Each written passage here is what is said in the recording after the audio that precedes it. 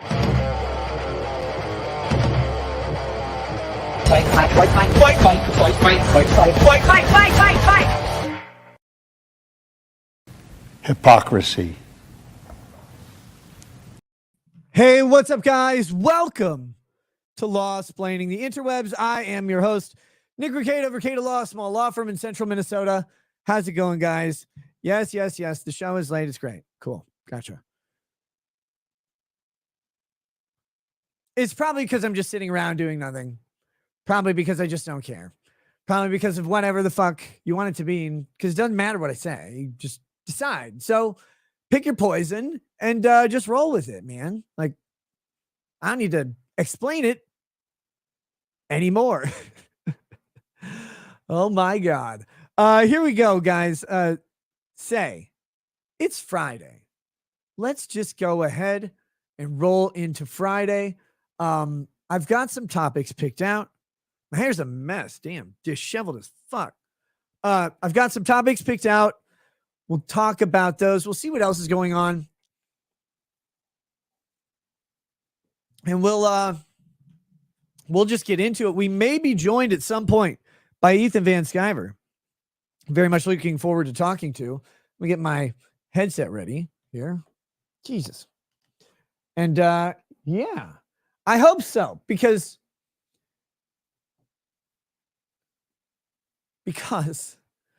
I need to get caught up in the drama around the Eric July situation. Like, there's all sorts of stuff. This thing is still going on. People are still like arguing over the Rippaverse and Eric July. I'm like, oh my God, like, people still care? How is that a thing? That's actually not, I mean, I want to get caught up a little bit on the drama because there's some silly stuff that's happened recently. And I'm just kind of curious because it's kind of changed the whole landscape of indie creators that I know, who are now on two sides of this thing. There's illicit, secretive recordings being made and then released, and people being accused and implicated. And it's the stupidest shit I can imagine happening. And I've seen some pretty stupid shit on the internet. But I can't follow along with that. I can't sit there and read and watch all these goddamn live streams about people making picture books. And that's not to denigrate like the talent and creation that goes into them. But like, I've never been a huge comic book fan. The biggest fan rating I ever get is that I bought like the first 42 issues of Spawn because I liked it. But then I stopped buying Spawn because, well, I don't know, I didn't like it. Like, I didn't care anymore. And so I get that people like and collect things. I love that. That's cool. I won't ever tell anybody to stop doing that. If you like something, buy the hell out of it. What am I, the government? I'm going to tell you not to. But I just can't keep up. There's so much going on with that. And I just don't have the energy. But I love a bunch of the people involved. So I like to know how that's playing out magically. But we have some legal topics to cover before that. We've got some just, I've been feeling it lately. The shittiness that runs around in the world. So I've been bringing some wood chipper stories. And yeah, we've got a wood chipper story. We got two wood chipper stories for the night. One of them is actually from the other day. And I realized I probably didn't ever finish the story. It was another woman teacher, assaulting on a minor student. And this one, however, was a female student. So this is an elbow, having their thing with a same-sex student. Because this shit goes all over the place. I actually don't think the common denominator in here is just public school. Wait, no. Yeah, it's just public school teachers. No, it's humanity. Humanity's broken and garbage. And it's funny because the broken garbage nature of so many people on this earth ends up making people start to believe that everybody sucks all the time. And they come up with the worst outcomes or the worst reasoning for why people reach certain outcomes. So stuff that's kind of innocuous, will start to be nasty. He's like, well, I don't know, maybe it's just innocuous. Like maybe that's the thing. Maybe what you're doing is projecting onto the situation, or maybe not. Like there's a bunch of teachers out there that touch kids all the fucking time. And yeah. But anyway, this show is already starting later than a delivery of Biden votes by ice cream truck or whatever. So we're going to get going. I hear Ethan is coming on. I hear there's Ethan Van Sciver has rated the channel, and welcome to the Ethan viewers. That's from Trashcast. Wait, Trashcast, or is it Comics? Is it Comicsgate? Ethan, what's the brand these days? What is it? Is it Comicsgate? Is it Trashcast? Or is it both? And is it Ethan Van Sciver? Is it Pie Daddy? Uncle Pie? What is it? Is it Ray of Sunshine? I don't even know anymore. I feel like everyone I know, and this isn't a surprise, that the original them who's entered the YouTube space has shifted in often subtle ways. But I remember when Ethan was always a beam of sunshine, and he's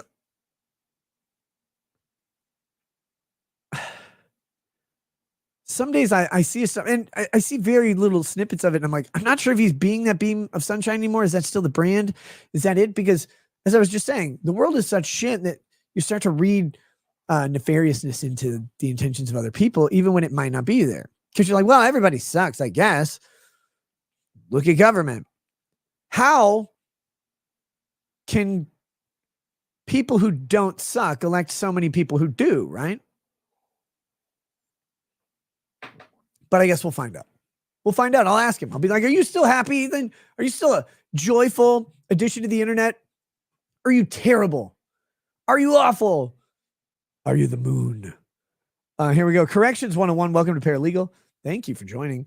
Stone Bleed says, how is it that you're always late to a stream that you yourself scheduled? It's amazing that if you schedule a stream, you set like a schedule.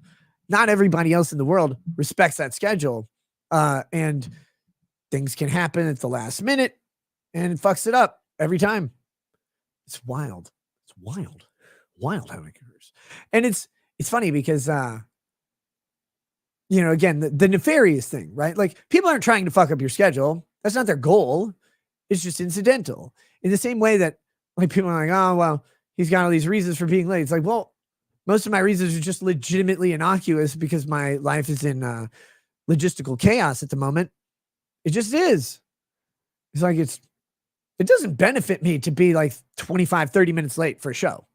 Actually, it is the opposite of benefit, especially when it's consistently inconsistent but frequent enough to look consistent, right?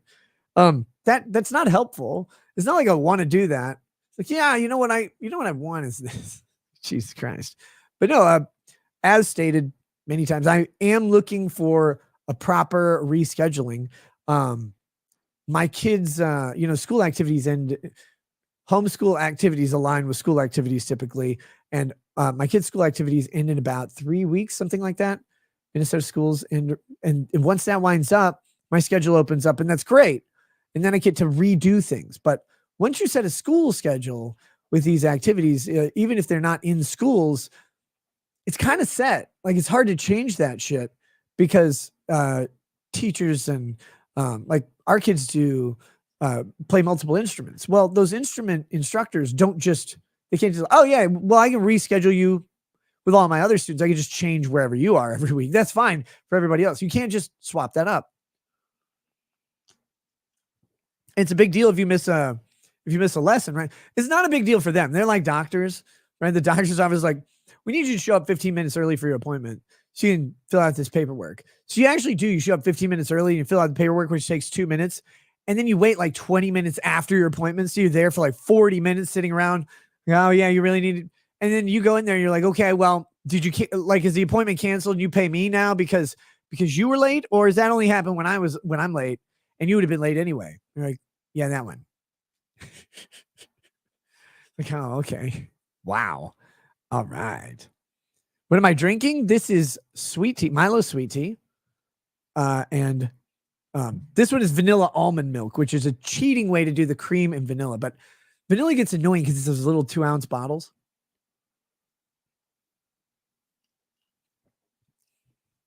It's those little 2-ounce bottles, which just don't go far enough over a period of time. So vanilla almond milk is a way to get a similar effect. It's not as creamy though. And if you know me, you know I like it creamy. See, low watermark. How are you tonight, Nick? I've actually had a very good day. Very good day. A little annoyed at the end of it as things got delayed and pushed off, but hey, that's how it goes. He also says EVS is coming on. Well, what is he coming on? Track Media only says, how do you feel about the Warhammer drama?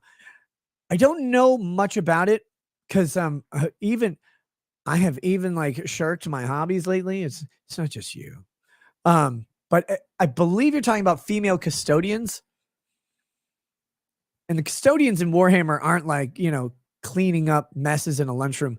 These are the pinnacle soldiers, and there's never nary a mention of a single female custodes, adeptus custodes. There's never a mention of a single female character in all of the books ever until now. And they're like, oh yeah, they've always been there, sitting around.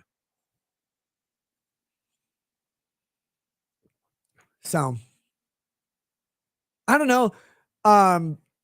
The Warhammer is going to fail. It's going to fracture. They're going to give in to like the woke shit, because look at the guys who run the game.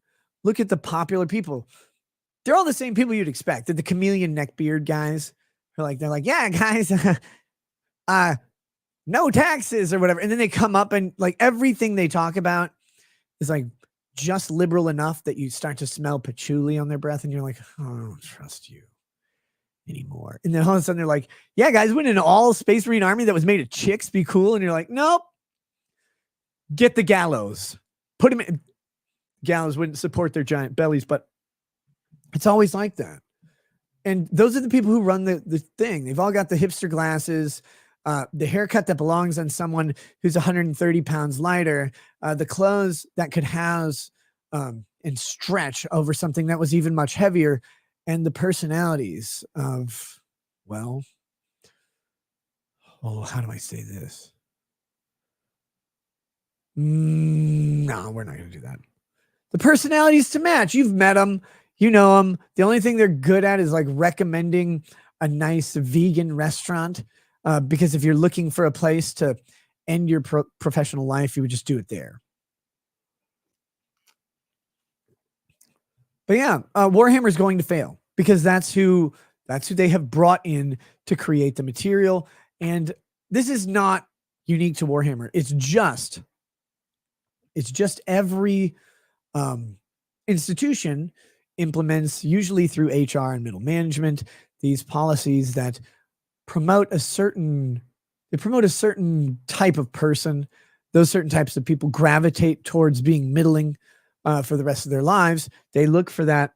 They look to exchange what would be economic success and mobility for contribution to a political movement's power. And they're content with it. Or maybe a political philosophy's power is a better one. That's why you see so many socialist professors or Marxist professors. That's why you see so many diversity people end up in HR. It's not like they're intentionally moving into these areas. They're like, haha, vulnerability. It's not that boringly obvious. It's much more natural, which is worse, because it means that humanity will naturally gravitate towards turning itself into subjects of lesser people. That's the amazing part about these representative governments like we have, is that when the people in power shackle you and you go, but how did these weak people get there? And you realize that it's you and everyone around you who has made the weak person the powerful person and has made the powerful people subservient to them. You put yourself in tyranny. I mean, you learn this as like the axeman's blade is coming down, right? And you go, oh, whoops. Thanks, Ned Stark or whatever. And then you die because you were a dissident. But you never were a dissident. You never changed. You never did anything special. You just lived life the way you always lived it. And you get put upon by these meek men and women who label themselves as important. That's one of the funny powers of Congress, right? When they start giving out recognition for government achievement awards, like the It's like at the Oscars, they're like, oh, it's a lifetime achievement of creation of movies and art or whatever. And the government will like recognize and honor Ted Kennedy, a lion of the Senate. Like, lion of the Senate? He's a fatso who let people drown in his car and then, molested women with other senators at restaurants. This guy was the lion of the Senate. What do these people do? They sit around and have their like gay pages or whatever go and have sex with other ones to try and get deals done behind closed doors. And we respect them. They don't read the bills that they propose. They don't read the bills that they vote on. They don't read any of this stuff. It gets written by, legislative aides. It gets written by researchers. It gets written by lawyers who decided they wanted to work in government because they want to control your life. But they do all this stuff. And then the senator, the congressman gets the credit for it.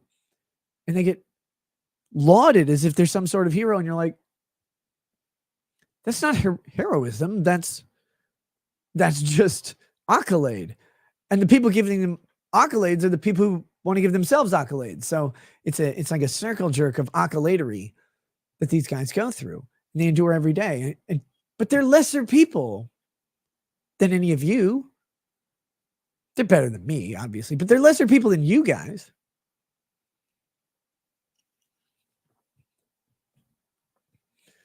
Because you people are out there working, making the country run. You're building things, programming things, raising people, doing all the stuff that society does. And then these little lords and ladies come up and start telling us how it is. It's like, wait, what did you ever do though? I mean, you got voted for, I guess, but like, what did you do? What made you worth voting for? Oh, because you were popular? You had money, I guess. I mean, some of them worked hard and made something of themselves, sure, but many of them are just like your name and a face that was useful to a political movement. I think the moral of the story is all politicians should be killed at the end of their term. I keep coming to that conclusion. I keep coming to the idea that there should be a term limit, and at the limit, they should be killed. But yeah, I mean, if you disagree with that, if you want to defend politicians' lives, then you go ahead and do that all you want. This is a free country after all. I mean, all those people are trying to make it a not free country. But if there's ever a constitutional convention and I get on there, if I get in there, we're going to have an amendment that all politicians die at the end of their terms. Civil service should be your last service to this country. Gus Von Vorst, actually the scariest thing, Gus says, but then nobody will do it, lol. No, the scariest thing is the number of people who will and who they are. They're the same people that currently do this. They're the same people. I see Ethan in the chat. Ethan, I texted you the link. I guess I could send it to... I guess I could send it to you on Twitter or whatever. If you need that, I don't know if you saw it. Oh. Let's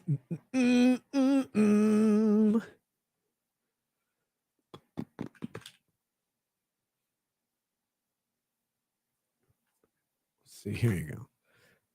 I'm sending it to you on Twitter as well, Ethan. If you see it. When you're ready, pop on in. Let's keep going. Baneling in the shadows, that better not be you. Run down the spiral stairs. Nick, I hope you know that StarCraft is still the best game ever made. Gross. Or StarCraft 2. Straight bussin'. P.S. Praise the reunion of the two biggest noses on the YouTube. Baneling, where you been in the shadows? Mumbai is a shadow. Chris Benoit. If your kids are messing up with your professional obligations, might I suggest some tips on how to discipline them so they won't continue such actions? No, it's not my kids at all today. It was great. It's just... it's not particular people. Like, it's not a consistent people or person. It's just the fact that there are so many people that you interact with in your life. And when things become... when life is smooth, it's smooth. It's a tautology, right? Life is smooth when it's smooth. When life is in chaos, it's in chaos. So you manage the chaos as best you can. Thank a farmer. Says, F them if they can't take a joke. No need to explain. No, you need to. Paralegal Liz says, Nick is my hero. Oh, thanks, Liz. I can be your hero chat person. Okay, we've got a couple more on these. What are we? Rumble rants. Deus Ex Machina Prime says Trump 2023. He can win. He can still win. Feingold says Nick is his hero. I feel really bad for this. Wait, are you saying me? It must be me because Paralegal Liz sounds like a female name. So if you're saying his, you're probably like, I'm my own hero, which is true, but you shouldn't feel bad for people who make bad decisions. Let's see. Billdozer 74 says, it's okay, Nick. We assume you're stuck in the large black woman's vagina. That takes time to escape.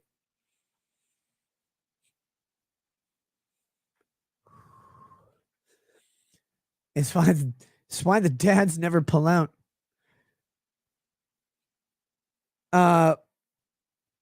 Pure Cracksark says, just brought my dog Luna home from surgery, total hip replacement, trying to recoup some of those costs. Any little bit helps, even if it's just sharing the link. Thanks. And they've got to go fund me here. I'll share it in the chats. Go to it at your will. You know, I can't verify these things most of the time. So what I do is I just try to pass it along if people ask me to. Say, make up your own minds on it. And yeah, if it's something you are interested in, give it a shot. Can I just briefly say how weird I think it is that we've created a medical system for pets that it legitimately rivals the medical system for humans? Like a total hip replacement for a dog? Oh my God, just donate it to a Chinese restaurant or what? You know what I mean? Like, I know your dog's great or whatever, but the concept of a pet and the amount of effort we put into these things. Okay, put it this way. If a human life cycle runs 80 years, right? And a dog runs, well, we'll do even numbers, 75 years, and a dog runs 15. So we go, okay, well, humans live 5 times as long as dogs. So any cost you put into dog surgery, multiply its effective cost by 5, because it has 5 times more value for a human, just in the practical longevity element. Like, how long will this matter? So you go, okay, well, if this was a human who's going to live to 15, a human who would live to 75, we say that the 75-year-old, no matter what age, no matter, presumably if they get it at the same time, however many years the 15-year-old would have it, the 75-year-old would have it roughly 5 times more. Actually, the math doesn't work out that way. Bainlin could correct it, but it would go up higher than that if you figure it out, because, well, 15 years and you have 1 year left to live. So you get it when you're 14, that 1 year. The 75-year-old will then have it for 50 something years. So, I mean, you get the idea, but just take the basic. It's a 5-to-1 value proposition. So just multiply by 5 to start and go, oh, okay, that's a lot of money immediately. I remember when I lived with my parents in high school, one of our cats, they took it to the vet and they're like, oh God, you feed it wet food, don't you? My parents are like, yeah, out of a can, because it's a fucking cat. And like, well, we need to do immediate teeth cleaning and some oral surgery, and we have some oral medications for your cat. And they're like, I'm sorry, what? It's going to cost like $900 just to start, and then an ongoing $300 monthly charge on the oral health of the cat. It's like, it's a cat. A cat kills a bird and then leaves it in a heap for days so it starts to rot to start eating it. I'm not brushing that motherfucker's teeth. I'm going to brush my cat's teeth. They'll go through garbage at a Wendy's and eat the homeless person that's living there. Why? Brushing a cat's teeth.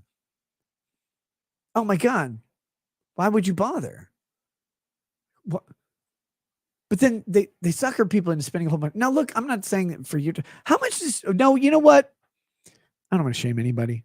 I'm just really curious how much this shit costs. How much are you raising for your dog's total hip replacement? Oh, it's a cute puppy though. Oh, good boy. $8,000.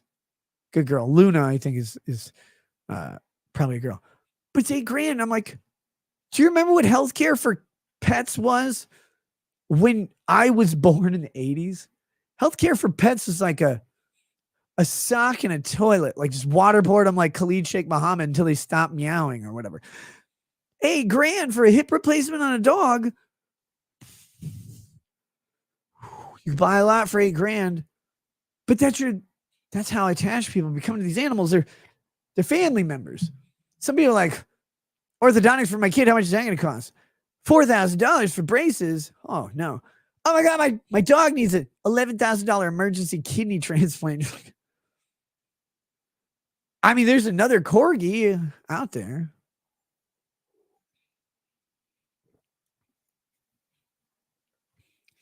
J-Rock says, moron, you can't put a price on caring for your loved ones. Oh, you can, my friend. You can. You can do that real easy.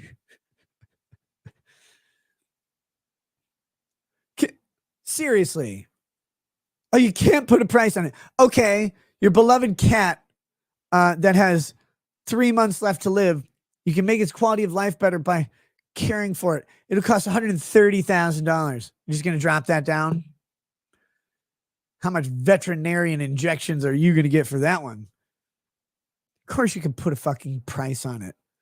It's not about like, oh, they're not worth it. It's about literally the practicality of paying for it. Tim Pool did. Tim Pool did what? How much did Tim Pool spend on what thing? How much did that happen? How much did that cost, I guess? Why get surgery for the kids? There are more kids out there. Exactly. Why do you think they used to have like 9, 10 of these little assholes running around? And the farm needs farmhands. How many, Dad? 3. Why'd you have 9 of us? Well, have you heard of the infant mortality rate? Dude, he paid like $40,000 on stem cells to keep his cat alive for a year. Damn. Does Nick even own any pets? What is he talking about? Yeah. I have a dog and 3 cats.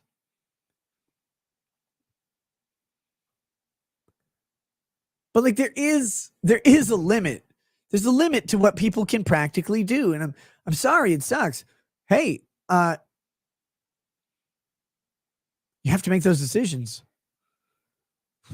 I've helped thank God, like I haven't had that problem in a while. It's been probably 14, 15, 16 years somewhere since Lady Rackets and I had an animal that had an issue that cost a ton of money to preserve the animal. Most of them have basic care, and like a lot of our cats have been outdoor cats out in the country, and so they eventually they just get eaten by something, or they get run over, or whatever. They eat antifreeze from the neighbor's house and trot back and die in your front yard, and you have to bury them, or you just never see them again. It sucks. Like it really does suck. But it's a different feel.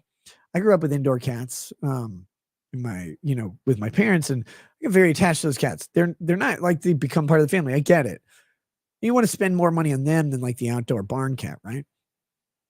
And dogs, everybody's retarded for dogs. So they're like, oh God, I'll mortgage my house, just save this dog. It's like, dude, that's a 12-year-old purebred Rottweiler.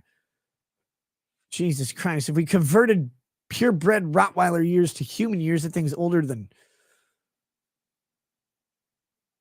all of it. It's older than humanity. It's going to die. And it's like, but they'll do it. I get it. Like that's been your like companion forever. It makes sense. But most people can't do it at that point. It's not about like putting a price on it. But of course there is a price, right? If it's $1,000, you do it. If it's $10,000, you go, If it's $50,000, do you do it? I don't know. Let's ask the master. Let's ask the man who knows everything. Welcome to the show, my good friend. Ethan, how you doing, buddy? Good. Got room for an idiot? Where's an idiot? You're looking at him, pal. How are you? I'm good, brother. How are you? I'm doing good. You know. Well, I mean, good's a relative term, but no, like life is chaotic. But yeah. I can complain. I complain all the time. What are you doing that you're so busy? What are you up to? Oh my God. I'll have to tell you in private what it is, but just know that like so. You plan out something, right, for the long term, and then the people who are executing that plan aren't able to do it. You have to just make up for it, like you just do. Yeah, Hitler had that problem. He found out a way to reduce the people that were impeding his plan. Mm-hmm. He's like, no, I'll send you to calculating camps. It's like things were going so well here for a little while. It's like they're gonna count each one of you as 12. And they're like, 12, why not 15? That's a bad joke. We're being called the 2 biggest noses on YouTube, and I think that's probably true. Yeah, I think so. I mean, Eric July also, would fit in here, the nose club. Does he have a large... I met him in person. I didn't look at his nose. I was too busy looking at his breasts. I gotta look at him a lot lately. It's way more than I ever hoped that I'd have to look at Eric July. My show was Eric July centric now. Yeah, I know it's crazy, but yeah. So when I met him in Dallas, I was just sitting there staring at his tits the whole time, and this is what he said to me. He said, "Yo, white bread ass niggas, man. My eyes are up here, and my nose is right here." That's what he said to me. He's like, "Focus where it matters." Like I can't.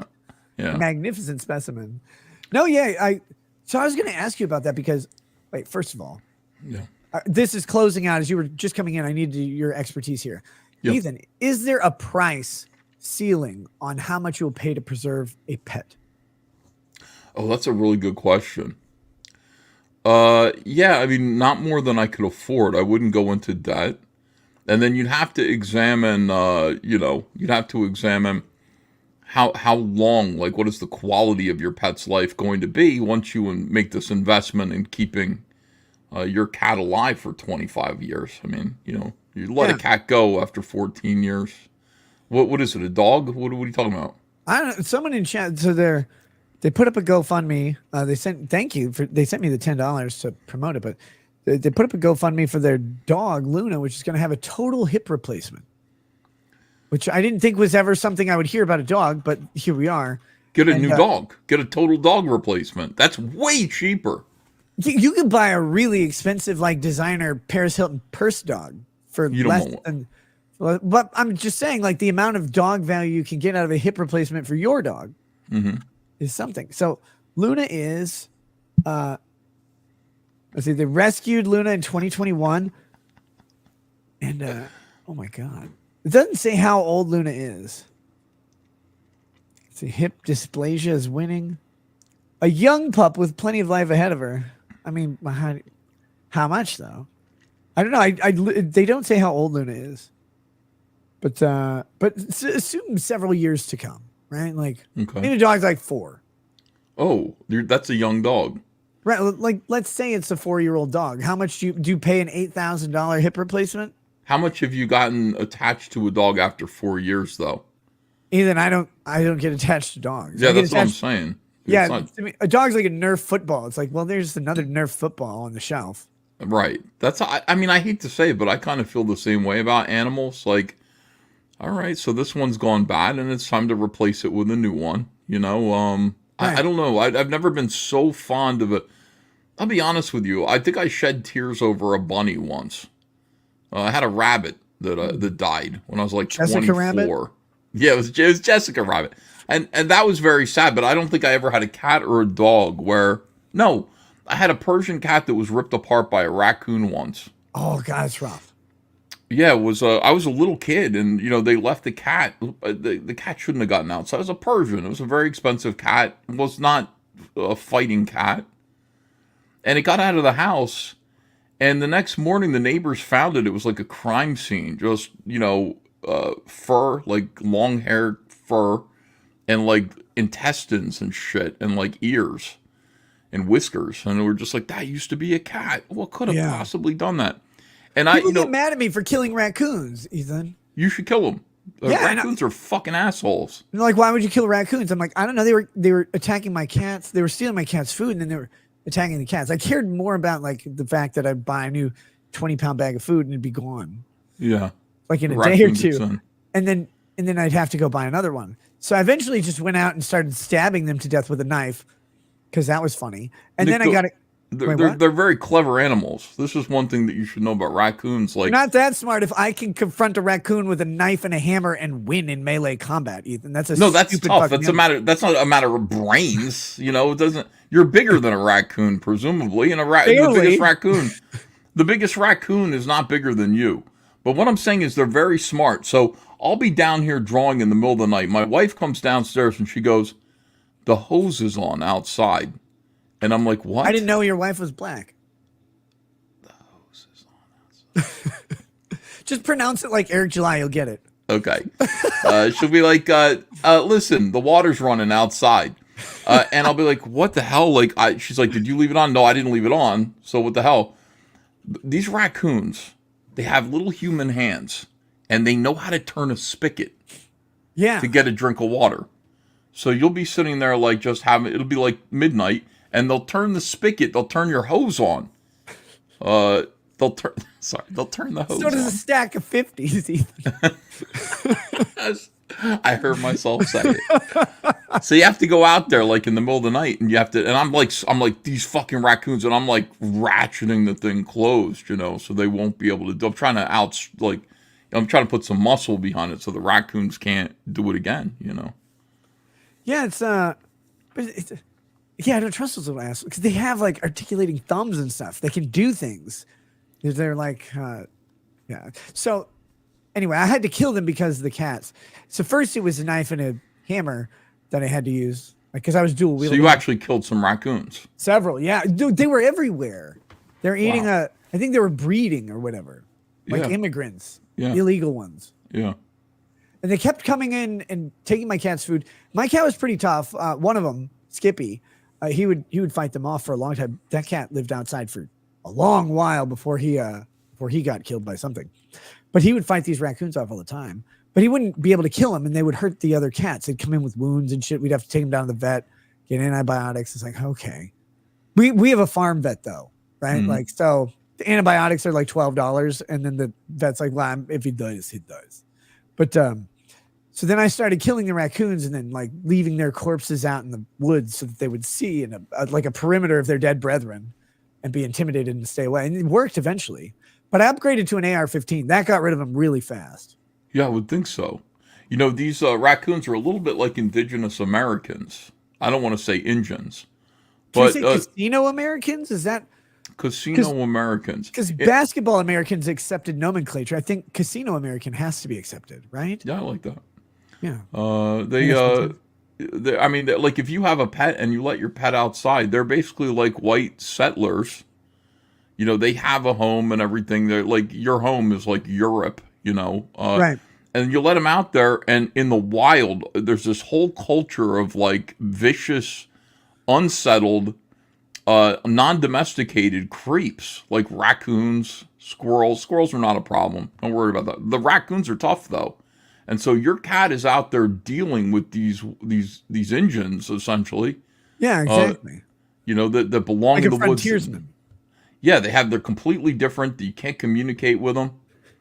They don't have smallpox infected blankets to give these raccoons. They're really like relying on their wits and their claws and everything. And Yeah. it really takes these animals who have been domesticated, that are good friends to human beings, and puts them in a tooth and claw situation, which I don't know if they're meant for that, you know.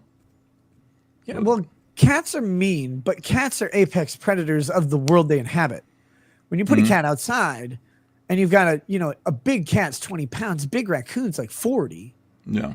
It's like, well, they're not going to win. Like they're just, like, they might fight them off for a while if the raccoon just sees no reward.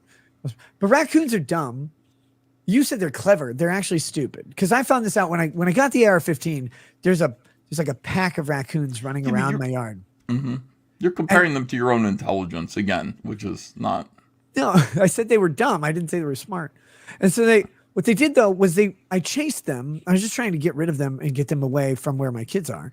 And they climbed up in a tree. I'm like, well, that was really bad. You have nowhere to go. And they're just like, blam, blam, blam, and they just started dropping. Right. That was the end of the raccoon problem at my house. But the best part about that is, since I homeschool, that was categorized by the FBI as a school shooting. Are you allowed to do that in your neighborhood? Listen, I'm from New Jersey. You can't shoot things out of trees here. Like, you'll get in trouble. I mean, you can. I'm not in the city limits where I live, so yeah, you can shoot things. You can shoot things out of trees, I guess. Yeah, wow.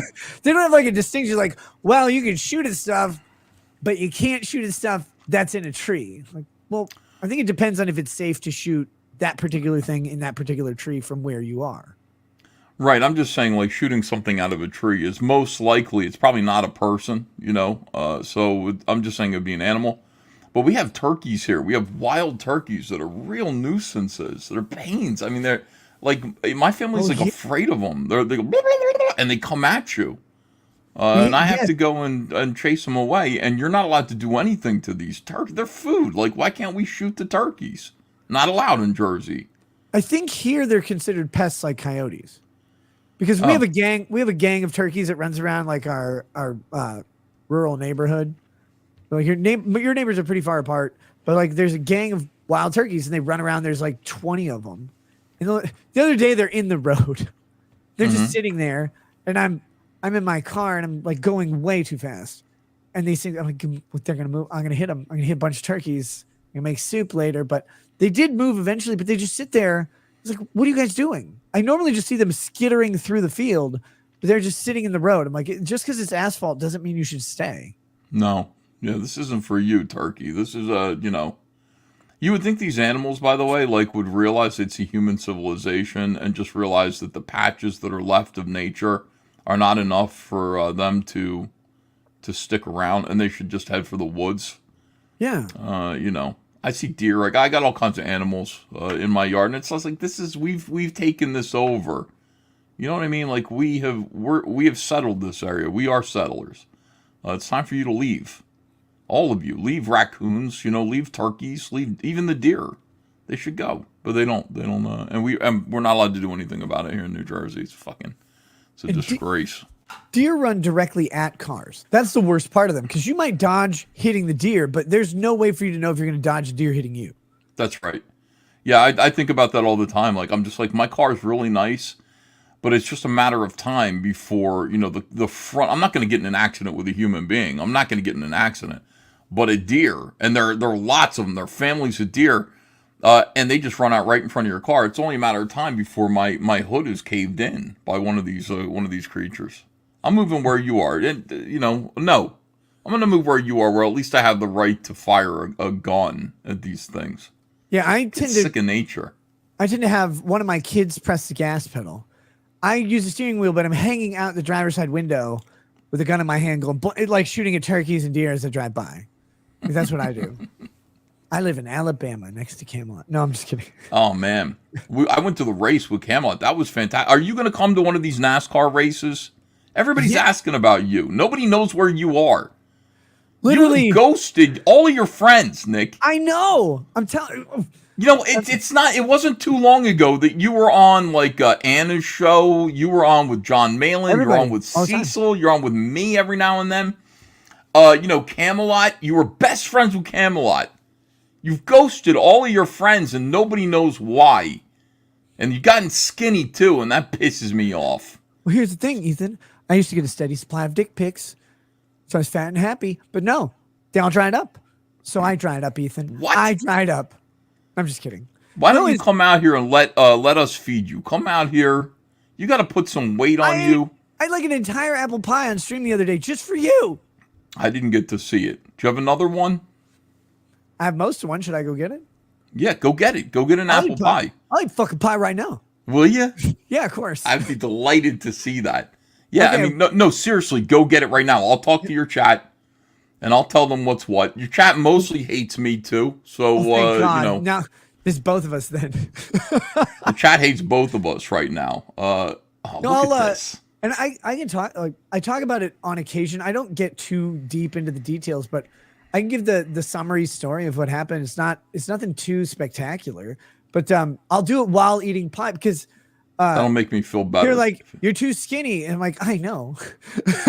Yeah, like you look better today. You look better today, but we're seriously worried about you. We need you to eat some food. Look, you visit San Francisco one time, Ethan. One time. and you sleep with 23 men, and it just happens. You just get AIDS. And then you have to go sleep with Magic Johnson, so you get unAIDSed because he has magical DNA that fights it off. And he's booked out for a while. So, take some time. But in the meanwhile, that was all fake. He doesn't have AIDS. Magic Johnson never had AIDS. That was part of the conspiracy to make the world think that heterosexuals can spread AIDS. He didn't have AIDS. He got paid for that. The same way Tyson's going to get paid to take a fall next month. Do you think he had any idea? Were they just like, look, we want to promote this AIDS thing. We're going to say a kid from Africa. Can you find an African? And they're like, we got one. It's the only one I know. And they grab him. It's Magic Johnson. He's like, what? And they're like, we're going to give you $250 million. To pretend that you have AIDS. Pretend you have AIDS and can't sleep with anyone. He's like, oh, God, do I have to call everybody I've ever slept with? Because I heard that's what you have to do. And I'm going to be dialing a lot of numbers. Like, these bitches were thirsty. And they're like, no, just ignore that. Don't worry. 20 years from now, we're just going to say it never happened. Oh, he just assumed everybody, he was going to sleep with had AIDS. You know, that way he didn't have to tell him that he did. You know, it's a good way to go through life. Or you're going to have it. Yeah. Yeah. I'm just going to pretend you have it. Same thing as syphilis. That's what I do. No, I'll go get the pie. Go get the pie, please. Yeah, absolutely. Let's go. People are saying less comedy, more food, bro. There couldn't possibly be less comedy, Firefly, than there is right here, right now. And I really, getting Nick to eat, getting Nick to explain himself. You don't understand. Like, we have been after Nick for a long. I can't believe I'm talking to him right now. I'm going to talk to you guys. I can't believe I'm talking to Nick Rekieta right now because we've been trying to reach out to him for the longest time to get him to start hanging out with us and being normal again. And it's astonishing that I'm on the show right now. I said, Nick, I got a big show. I'm getting 2,300 people watching me.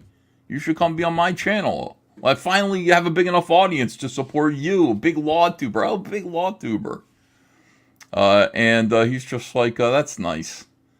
Would not come on my channel. I don't get it.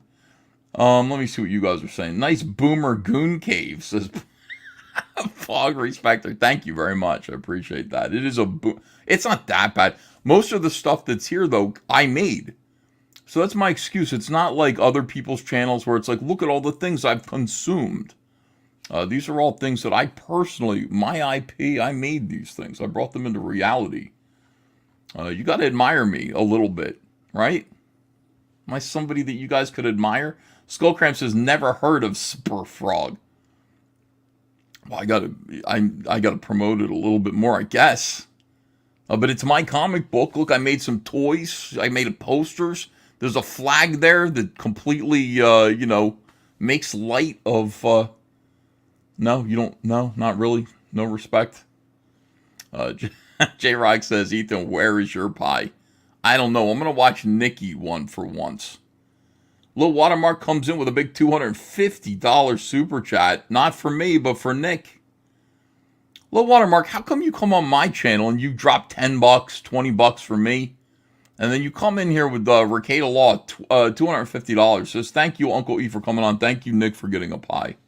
A lot of people are going to be pretty excited about this. Pog Respecter says, lose some weight, fatty. Dude, your name is like fat ass white girl. What the fuck, man? I'm a fat ass white guy. I'm a pog too. Why don't I get any? It's just constant disrespect. It's in a ridiculous fashion. I'm a respectable, creative person. I deserve some respect. Some respect. Ellie Fant says, Ethan, the drawing for Cody's rap looks sweet. You did a great job on it. Thank you so much. Finally, somebody around here showing me the dignity, just the human dignity that I might... I'm a guest here. Well,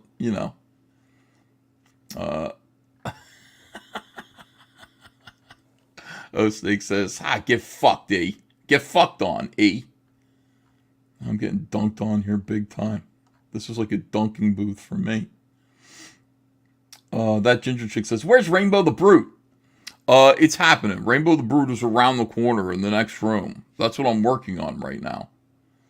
Neo Valentine says, let's root for the Marlins tomorrow, Ethan. Are they playing Atlanta? Hold on. Oh, shut up, Ethan. Low Watermark drops cash bombs on you all the time. Thank you, Jack Goff. Low Watermark has given EVS several $100 super chats. What an ingrate, says Mike TV Dub. Yeah, but that was like yesterday. Oh, Snake says, you're acting like a sensitive cunt, Ethan. Why are people so mean here? Let's start over again. I want to just refresh things here. Can we just take a minute and just start, like, let's pretend that we're just meeting here, because we might have gotten off to, a bad start. So, let's just start over again. Let's pretend that we're just now meeting. Hi, chat. How are you? Hi, chat. How are you? I'm not an insufferable fuckhead. How are you? Jackoff says, you got to make those Rainbow the Brute shrinky dinks, Ethan. Seriously, I will do it. If I know how to do it, I will. I don't know if, like, you can still... There's a reason why they stopped making all these poisonous, toxic products that they had in the 1960s and 70s, you know. I would just put it in the oven. It's like molten plastic. It'll melt. You know, you're not going to scald yourself. These kids, like, they had, what were the creepy crawlers and everything? Like, everything was about super hot light bulbs that would burn kids' skin. You know, all the fun toys, they stopped making them. Tara Rayner says, chat is insufferable. Lol. I'm going to take it. I'll take the blame for it. It's me. It's not you guys. It's me. I'm the jerk. Normie Nerd says, Ethan's being gay again. Soaking the Schadenfreude says, who the fuck is this guy? Man, it's stranger in a strange land here on Recato Law. I will tell you this, you know, 4 years ago, I would be welcomed here with open arms. When Nick Recato, like, his face was all over everything that we did. He was a comic skater, you know, he's having a good time with us. And I'd come in here and all of Nick Recato's fans would be happy to see me. Not no more. Now it's just a bunch of people coming at me with, like, machetes and nooses.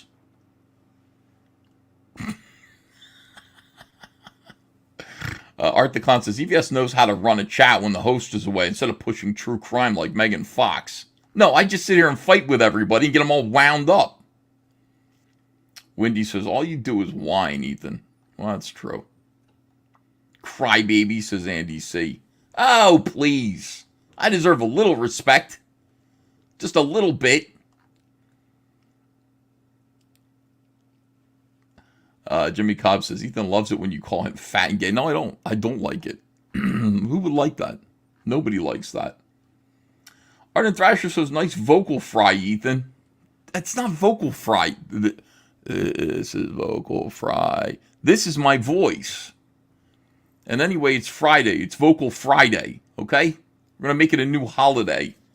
Today, everybody gets to talk with a vocal fry because it's Vocal Friday. Color Me Triggered says, always the victim, EVS. Oh, God. How is Nick baking the pie? Is Nick cutting down the apple tree and they're pulling the apples off the tree? He's boiling them. He's skinning them. He's rolling the crust out, the dough, you know. Putting the apples, cinnamon, like a little bit of cinnamon on the apples. Put it in the oven. I don't have a pie. I don't know why Nick has a pie.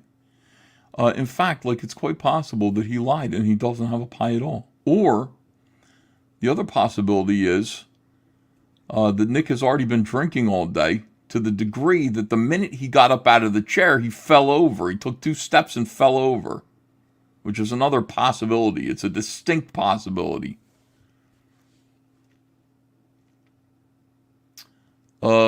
Nick is literally banging his wife right now, says Jimmy Cobb. We stopped to have sex? That's all right. Who is this Recato Law person, says Keith Ellery. Mafatuka says, shut up, Ethan, and he spelled my name wrong. That's the disrespect. Spelled my name wrong and told me to shut up. Eater60 HZ says, Arkhaven Comics, and yes, Nick is a drunk. The Arkhaven's good, man. That Vox Day. People underestimate Vox Day. But he is seen by many as the Dark Lord of comics. He's got his own throne. all of these things. Vox Day. How many people in the chat are big fans of Vox Day? If you're a big fan of Vox Day, you love Vox Day comics, I'd love to know. One in the chat for Vox Day. One's in the chat for Vox Day. If you love that guy. If you're into Theodore Beale. No? No. We got a couple of ones. Caligula 138, The Mountain Craftsman. No. People are saying no. Matt H likes Vox Day. There are a few. There are like 6, maybe 4, maybe 3 or 4 people who like Vox Day. Boo, says J Rock. Well, I'm just going to put my vote in. I like Vox Day. I'm going to say I'm going to type a 1 in the chat out of solidarity with Arcaven Comics. Edmund Dante says dickhead. It's unbelievable the disrespect I have to endure. I'm a guest here. Can you guys be nice? You got Ricada Law here. This is Ricada Law. You guys are fans of the law. You're fans of justice, presumably. Why treat me like this? This is completely unjust. If there was any justice in the world, you guys would be saying, wow, Ethan, you sure do look skinny today. You don't look gay. You look awesome. But no.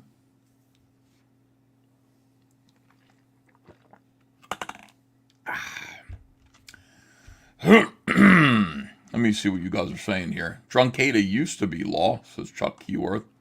Tara Rayner says, ask Ty Beard about Nick going to the washroom during the press debates. Nick is eating pie. There is no crust. Oh, really? He's eating that kind of pie?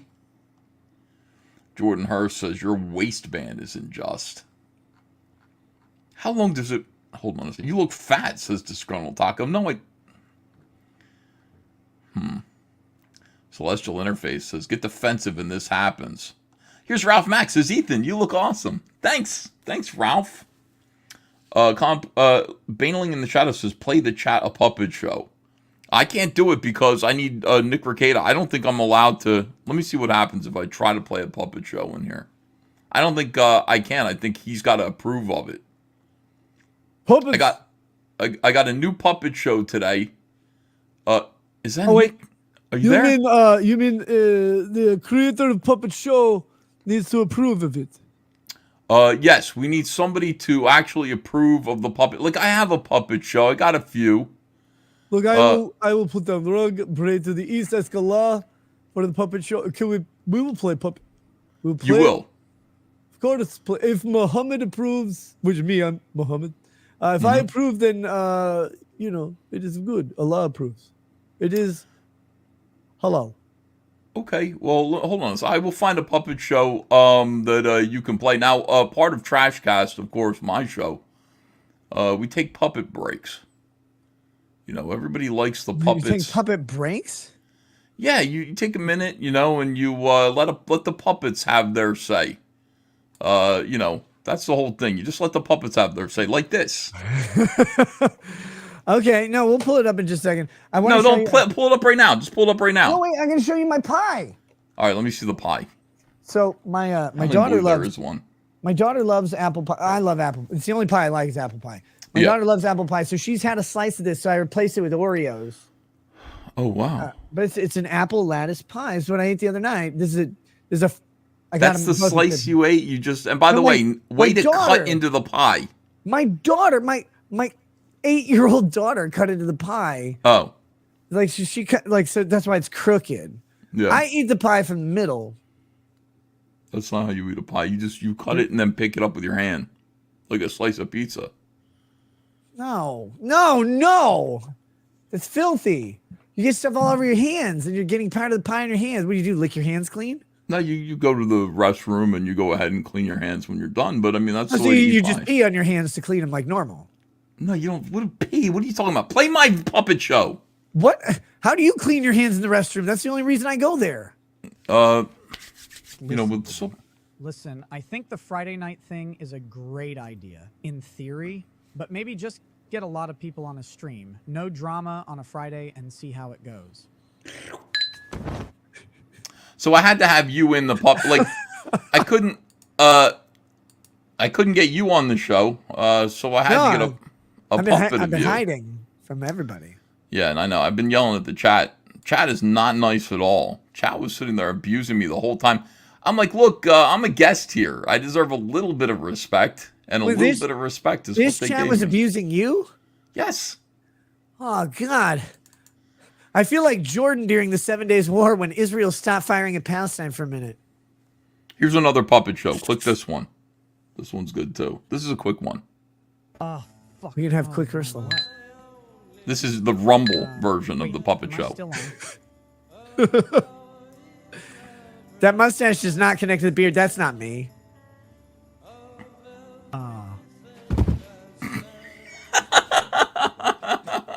There's not enough nose or bourbon in that clip. Yeah. So we got puppet shows. That's what we do. Dude, I love it. I've seen some of the puppet shows. I saw the one guy that like trolls the Ripa thing. Mm-hmm. That's a puppet show. And then you have your puppet show. I got people giving me Ripa videos all day long. Like, we invented something, you and me, and a few others, Dick Masterson, Vito. Nina needs all the credit. Vito deserves it, yeah. No, Nina, not Vito. Nina, No, yeah. Nina is Vito minus 700 pounds and with a bigger penis. Because Vito's is inverted. Yeah, oh. We invented something called detracting. I don't know if you realize this. Yeah, I do. Yeah, we talked about it in our secret meetings. I hope they never sue us and try to get the detracting meeting recording. That might be a good puppet show. The detraction meeting. Fucking when they would do the Justice League thing, like around the table. Yeah. It's just all of us sitting there detracting. That's not that's close to the truth, you know? So it's close to the way it is. Now, We just did it virtually because of COVID. Right, yeah, COVID was a big problem. It still is. Do you have did you get the vaccine? Are you vaccine damaged or whatever? Oh God, it's called? no. What do you think I want? Myocarditis or homosexuality? No, Ethan, I didn't get vaccinated. I already had homosexuality. I didn't need a double dose. I don't want myocarditis because that sounds terrible. My mommy, she said, will you please go get vaccinated, son? I don't want you to be sick. I don't want you to die of COVID. I said, Mom, it's just the flu. She said, please. My mom had a wall chart. I've got 8 brothers and sisters. My mom had a wall chart of all of them, and I was the last one to get vaccinated. She's begging me. Did it though? Crying. I did. I got it once. It's like that Leonard Skinner song, Simple Man, right? But like modernized, like they do with some songs. Like they did with Zombie when Bad Wolves recorded it and they added drones to the Cranberry song. They're like, well, they're guns and they're bombs and they're guns. They're like, no. Why would you say guns twice when you could say guns, bombs, and drones? Like, They didn't have drones back then.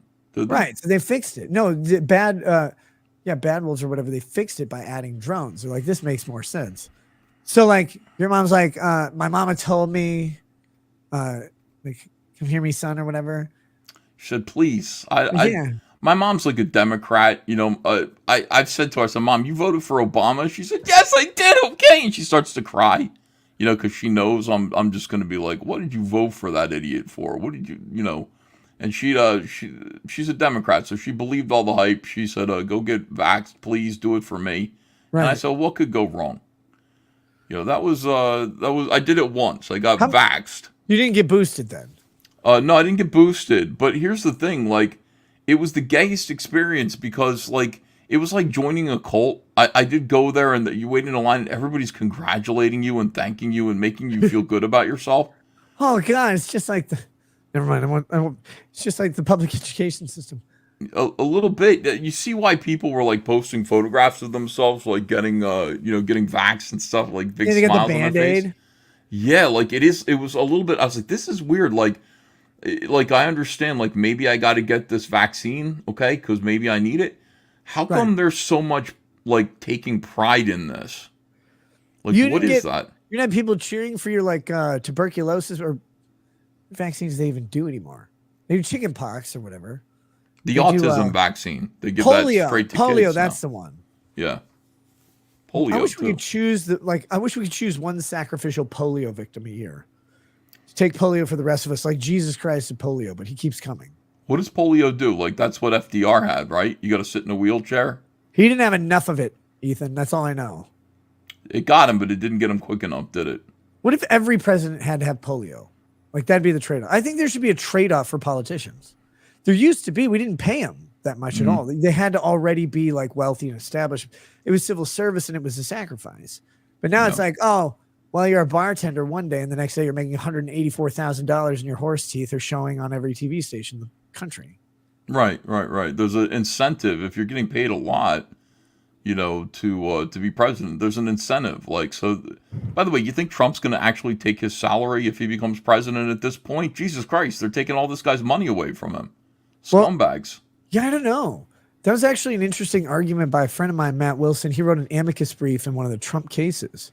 And he's like, look, the president actually has this right, a property right in this salary. And by preventing this is in the Colorado case. I don't know. Wasn't the Colorado case. It was one of the cases, but it was by preventing the president from having access to the right to assume the office. If you can get you have the right to become president if you fulfill the requirements and then you get voted in, right? Like, you have the right. So that right comes with certain benefits. And to deny that to Trump, to deny him the opportunity to have $400,000 a year in income, to deny him all the other privileges of the office of president, is to actually violate his due process rights. It's like, that's an interesting argument. But he didn't take the money, but he could have. He could have done it. I could have taken the money. I saw it. It was stacks of money, small stacks. I've seen bigger stacks at a McDonald's, run by me, of course, gold-plated cheeseburgers and everything. But it's like, he could have taken the money, but he didn't. But he could have. And so there's a right, and it's being infringed if the government decides, or some government agent decides you don't get to be president. That's kind of crazy, right? I just feel weird about everything right now. I feel weird, like this election. Something tells me this election's not going to be fair. And it just makes me unhappy to believe that. Like, I'm like, I don't know. My spider sense is tingling a little bit. Like, I feel like there's going to be some bullshittery, some chicanery here. I just feel like it. Yeah. You know? Well, that's the problem with stealing an election openly, is that. Yeah, that is the problem. Every next election, it's like, well, this is the world we're in now. Yeah. And it's like, well, everybody's just going to deny that it's stolen, no matter what you do. There's no remedy. There's no legal remedy for. This is the most frustrating part about talking about the lawsuits over the 2020 election. It's like, well, what's the legal remedy? I was arguing on Destiny's channel, and he's with Destiny. Destiny's sitting there like, well, no, he could have sued. And I said, Destiny, there's no lawyer in this country who could tell you how Trump could have effectively sued to overturn the election in any state. Like, no, of course, there's a bunch of lawyers who can. I'm like, no, none of them could figure it out. Not a single lawyer who was hired to figure this out could figure it out with the time restraints, the specific nature of an election where you have 35. Matt Wilson, my friend, pointed out, you have 35 days from the time that the votes are cast to the time that the electoral votes are tallied. So most federal cases, as you know, 35 days is eaten up by 21 days of service once you get the court to approve the summons. This is like, well, okay, you have 35 days total. Maybe you get 22 days on a good court cycle, but what court's actually going to take your case up in 22 days? And how do you appeal it to the appeals court and then the Supreme Court?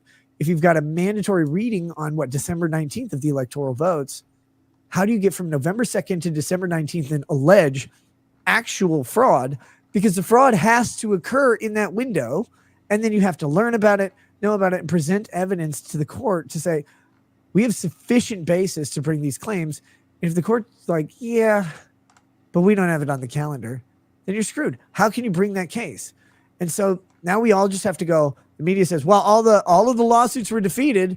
It's like, well, none of them were examined on the material facts. None of them were given the full process.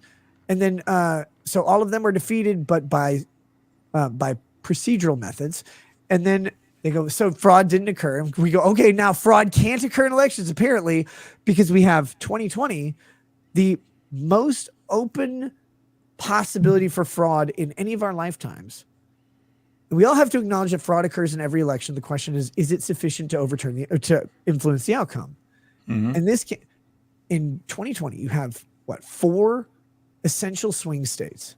In any one of those states, you need a fraudulent number of roughly 10,000 or less votes to win the office of the That's president. it. That's all it is. Yeah. And people are like, well, it's simple.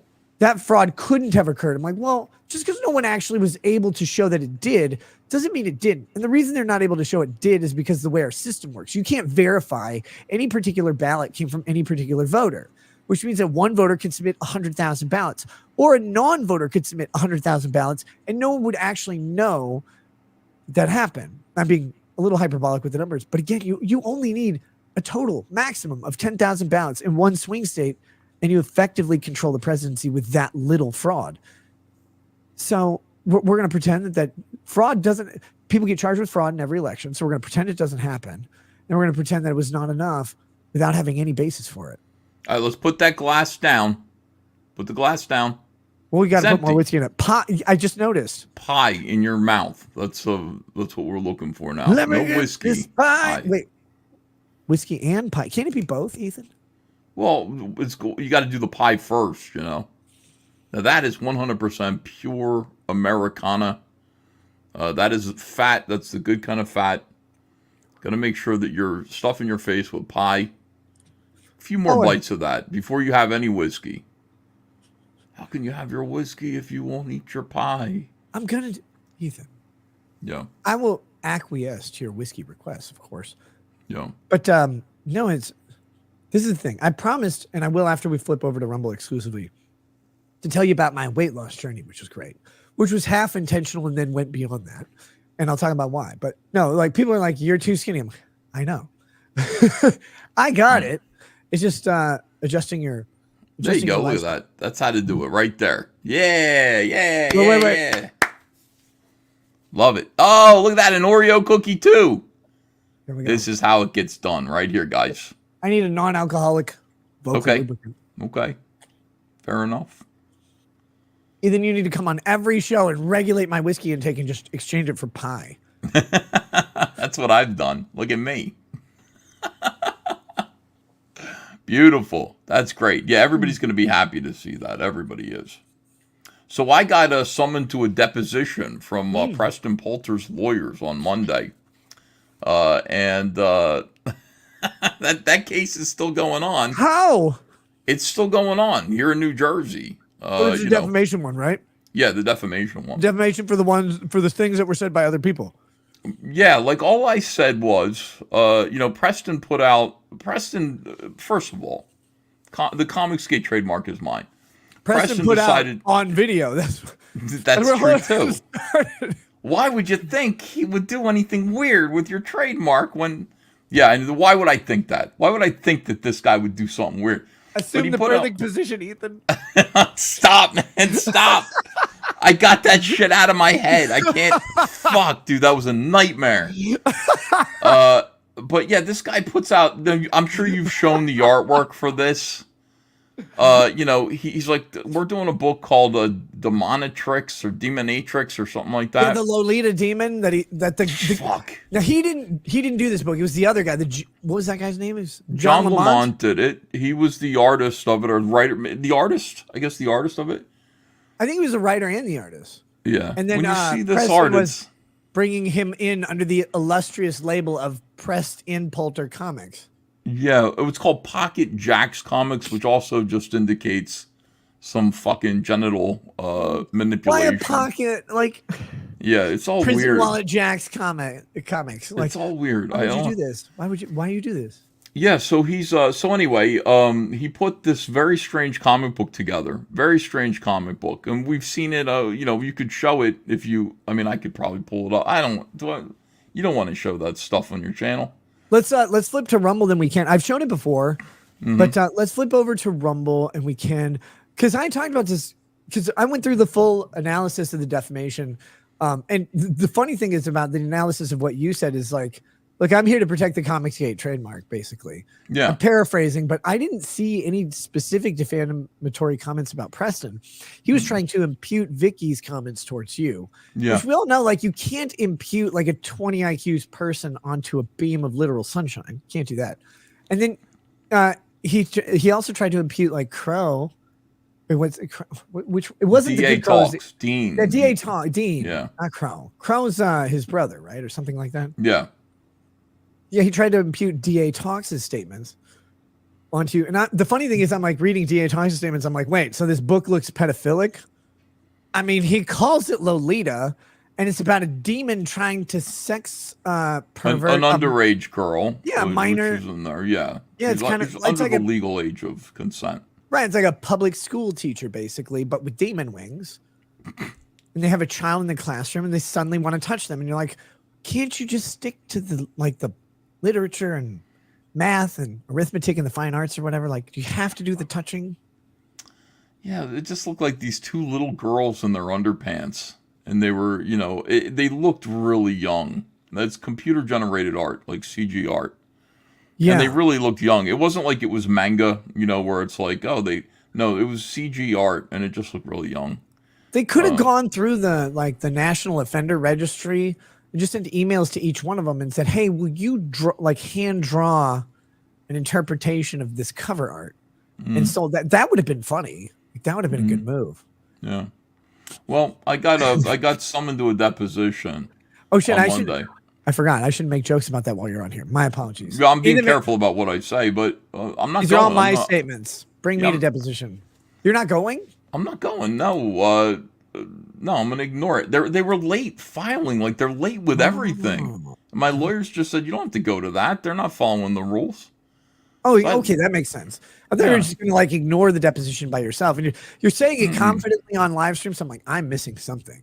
Yeah, they just said you don't have to go because they missed the filing date, and these guys are really behind, and we're giving them a lot of leeway and latitude, but they seem to be missing a lot of filing dates, and so I just want this to be over with. This is a fucking annoyance, but we're countersuing them. We're countersuing Preston because he's got comics. Like, I own the trademark. The trademark. Yeah, you won that. Or you posted the other day you got approved for another category, right? Right, sure. Yeah. For apparel. Yeah. But I mean, I have the comic book right too. So he's got all these comics on eBay and everything. Comicsgate comics and stuff. And it's like, you don't have the right to do that. Like, that's trademark piracy. And we're countersuing him for a lot of money. Like, that's not trademark piracy is way worse than just trademark violation, trademark infringement. Yeah, because trademark infringement is like an inadvertent use of the property, but it's what ISOM was. It's the ISOM lawsuit. It's like Eric didn't know that there was something that we know. Maybe he knew. I don't know, but he had reasonable supposition of that. He did not know. He could just say, I didn't know about the International School of Ministry, even though everybody else knew. Yeah, I mean, he commented on it on Twitter. But in his defense, and his legitimate defense is, there's no way I thought this would infringe on some ministry school stuff. Until you do legitimate due diligence on looking into what their trademark covers and realize, well, they could make a comic book, and your logo could kind of start to look like theirs if you're not careful. And I'm going to give him the good faith benefit of the doubt and say that he just was he didn't do it and his lawyers were lazy, because I've seen that effect of his lawyers in several places. Yeah. And I know lazy lawyers. Trust me. I'm an expert in them. So, the piracy's different. Piracy's knowing. You know what you're doing. Yeah. And you do it anyway. It's like knowing. And the penalties for that are ridiculous. Ridiculous. It's like 10 times 10 times what they would be for just infringement. The what do you call it? Like the statutory fine, statutory fees or fines or penalties. Yeah. So we're suing this guy. Yeah. He has money too. It's not as though he doesn't have the money. He does. Well, it's I've heard that it's in a trust. Mm-hmm. Like he's a trust fund person. The interesting thing is the way trusts can be set up, that might be hard to assail that money. But that all depends on the trust. You can't find that until you get your judgment, and you get post-judgment discovery to find out where's the money, Preston. Where's the fucking money? But that's all part of the legal game, right? Then it's his job to kind of obfuscate it legally as much as possible from you. Your lawyer's job to extract that information and go after it, or you just pay it because he knew what he was doing, and he knows this whole thing is a frivolous attack on you, get you to spend money, get him some publicity, whatever. Which I hate. Like, I don't like lawsuits in general. I don't like this is lawfare. This is actually lawfare. It's it's fuckery. It's silly. Exactly. And that's the thing, because it costs money, it costs time, it wastes the court's time. There are other people with real legitimate needs, and they're sitting there entertaining press, and they're like, but you were getting pegged like it was on the video. Like, why? And this demon chick looks like a little kid. Why would you do that? Like, you could just say, hey, Lamont, that's weird. Like, where were you drawing this? Actually, don't answer, because that might incriminate you. What are you doing? Like, just make her older. Yeah. We had another pedophile uncovered in Comicsgate. Did you hear about this? Vic King, this guy? Vic King? Yeah, I don't know if you heard of Vic King. Vic King was an artist. He was working with NASA Rabati. He was like in the CG slums, as it were. Okay. Yeah, this guy, like, apparently he was, his name was Victor Kincaid. Like, he went by Vic King, and everybody knew him as Vic King. Not a very good artist. I never worked with him. I maybe spoke to him a couple times. But, yeah, like, he had an actual rap sheet. Like, this guy was, look up Victor Kincaid, Vic King or something like that. What's his... Okay, so was he, did he have the record before he joined Comicsgate, or did he acquire it after? Before, and he was like, I don't know, he was in hiding or something. Nobody knew this about him. But he was, he did some Robert stuff. Victor Kincaid? I think that might be him, yeah. Vic King has been revealed to actually be Robert Victor Kincaid. Uh-oh. Oh, God. Read about this guy. Dark Graph Comics has a tweet. Visual statement on the Vic King situation. It's come to our attention that the artist who created some cover artwork for several graphic novels and interior work for one other under the pen name Vic King has been revealed to actually be Robert Victor Kincaid, an individual convicted of multiple counts of child rape, oh my God, and providing alcohol to minors. You know, at least Cosby waited until they were of age. Yeah. Leave the alcohol part out. Like, that's the least interesting thing. When you say raping minors, well, it's probably you can part forget of about the alcohol part, you know. You know why? Like, he's providing the alcohol as the means to gain an illusion of consent, right? So he's using that to then coax him and saying, "Oh yes," and then he does the rape part later. He's like, "No, see, they wanted it." Oh, that's how he got it done, you know. But I mean, it's just like the lesser of the two crimes. Like, seriously, where's he? All now? you have to do is say raping the underage kid or whatever, and then it's like right into the wood chipper. It doesn't matter, you know, anything else. Like, you don't have to stack them up at that point. But yes, if this guy was drawing like fresco on a prison wall yet, like prisons have beautiful walls. They're undecorated typically. You can you should decorate them. Walls. Yeah, you should decorate them. Maps make great decorations for walls. I imagine he could be incorporated into the wall material itself. Like, again, a beautiful fresco. Fresco. Yeah, where you combine like a plaster and the paint, and you have one shot. You make the wall art, and it dries as a painting, and it's done. So you can't like go over it. It doesn't work because it's incorporated into the actual texture of the wall. Yeah, that's an interesting idea. Yeah, we should do that. Like, you could just you could compress a map down into, like, if you squeeze a map hard enough, juice comes out of it still because it's a pulpy thing. And then you incorporate that into the mixture of the fresco. And like, if you just crush the maps into like their constituent juices and then mix that in with the, like the pigmentation, you just put that fresco on a prison wall. And like maybe put a hole on a mouth or whatever so a prisoner's not alone. Yeah, I'm okay with all that. The point of this is just to say that it's like, there's some like awareness that there, some of these people who are, like the Preston situation. There's every reason to be cautious. There's every reason to kind of be like, no, hold up. What is this? What is this thing that you're doing here? I have okay. I don't want to I'm not going to do the hypothetical thing, but there is some limit of like sexual degeneracy is different than child rape. Right? Like, Preston's a degenerate weirdo. Mm-hmm. And you want to you can even protect your brand from like degeneracy, right? Like, you wouldn't want me representing Comicsgate like sometimes you would, but other times you're like, well, like, how many furry handcuffs does he own? I don't know what you're talking about with this shit. Knock it off. I don't know what all this degeneracy shit. You weren't like this before. What are you doing? I was exactly like, I've been making a joke. Also, I have furry handcuffs, Ethan. What? What is all this? Knock it off. Straighten out right now. You got people who are watching you, who like you, and would But come to you for the I'm not law. getting pegged. And you're talking about weird There's furry levels of shit and degeneracy. Stop it. People don't want that from you. People want you to behave no, yourself. not furry things like furries. Furries are gross and should be gassed and put to There flames. you go. That's better. That's better. Okay, no. I mean like handcuffs with fuzzy on them. Mm-hmm. That So people like give you as a gag gift. That's different than like people have never given me or Andrea furry handcuffs as a gag gift.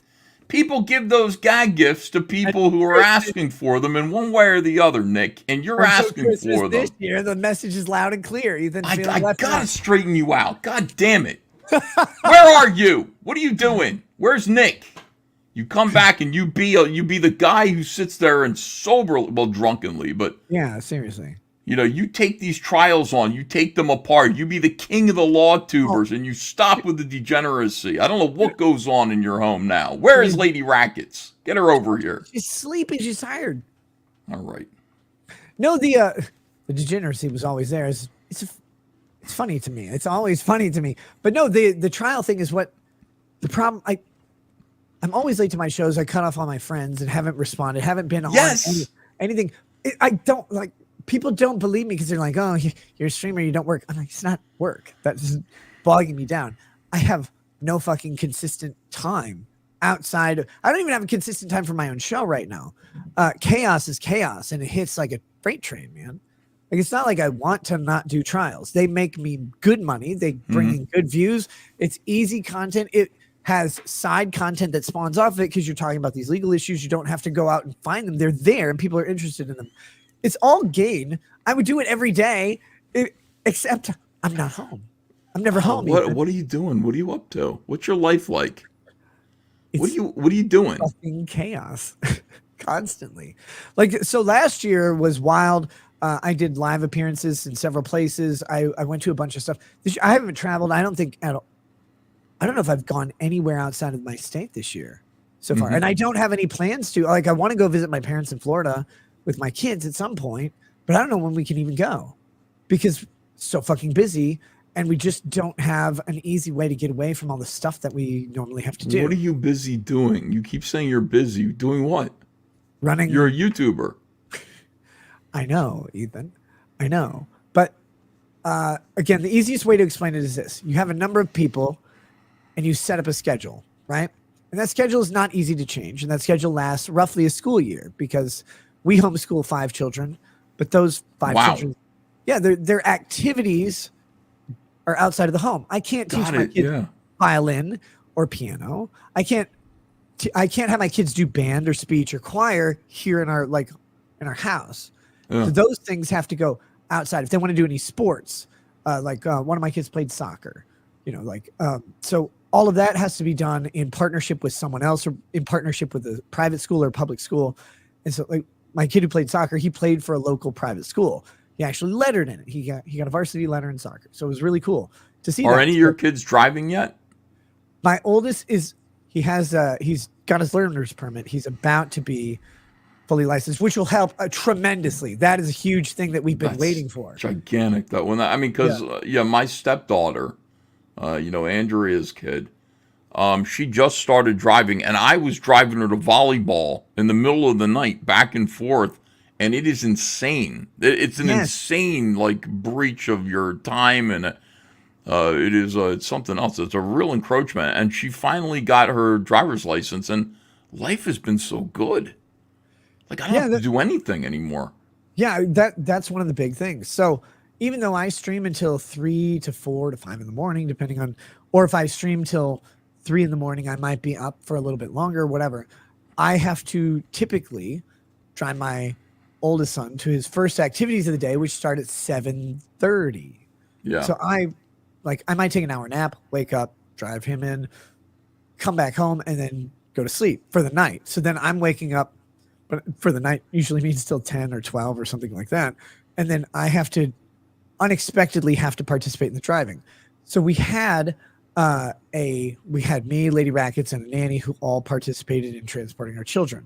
Well, if you have these 3 cogs that work together, any one of the cogs getting a little like a break in one of the little gears or whatever, it messes up the whole system.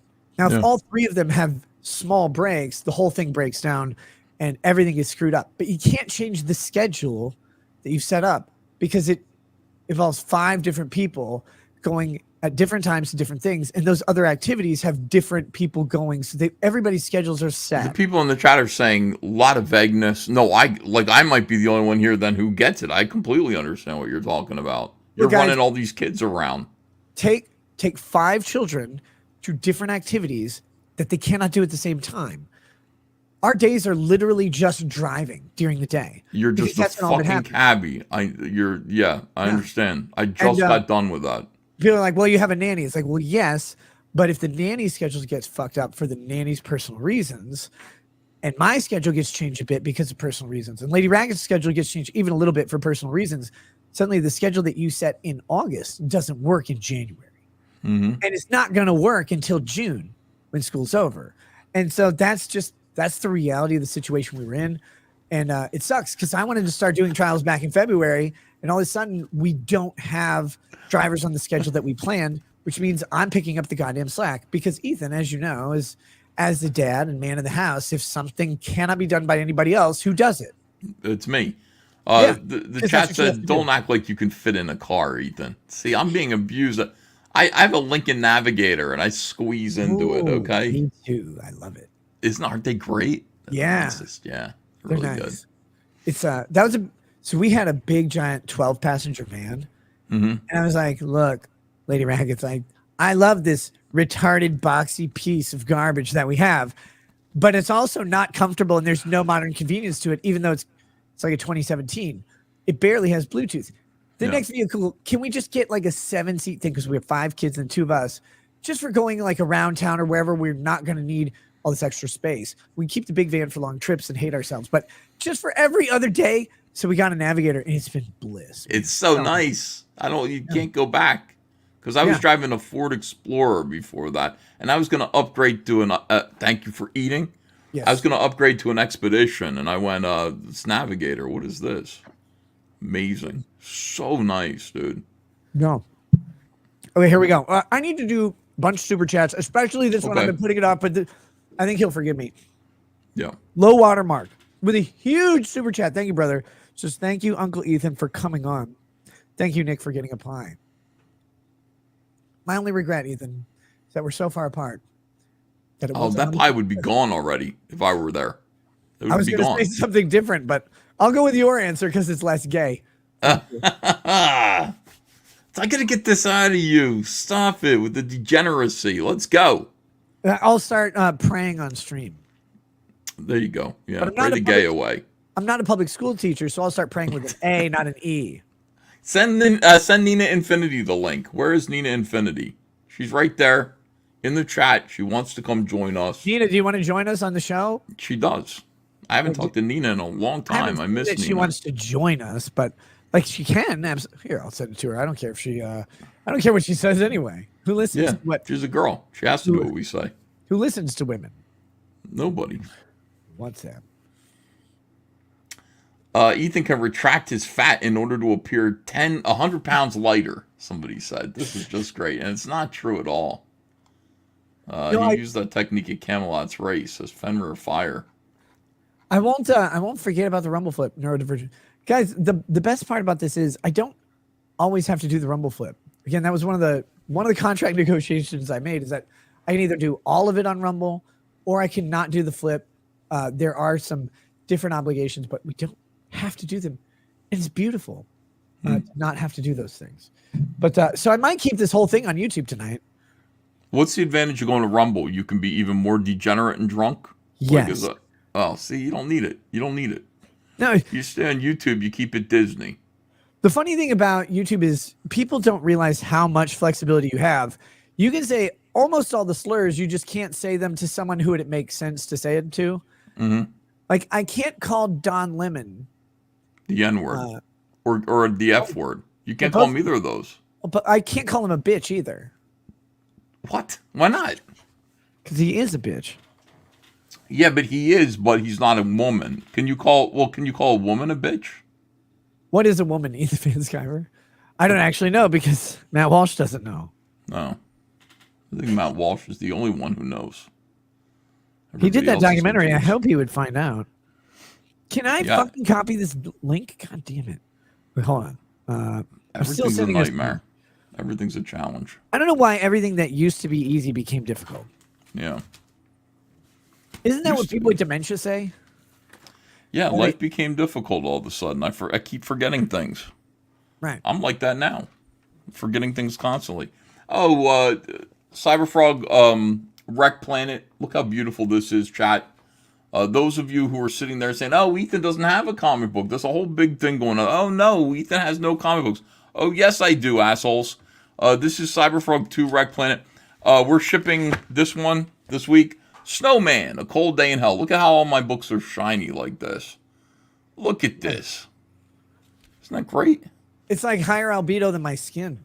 Yeah, looks like a Sicilian's hair.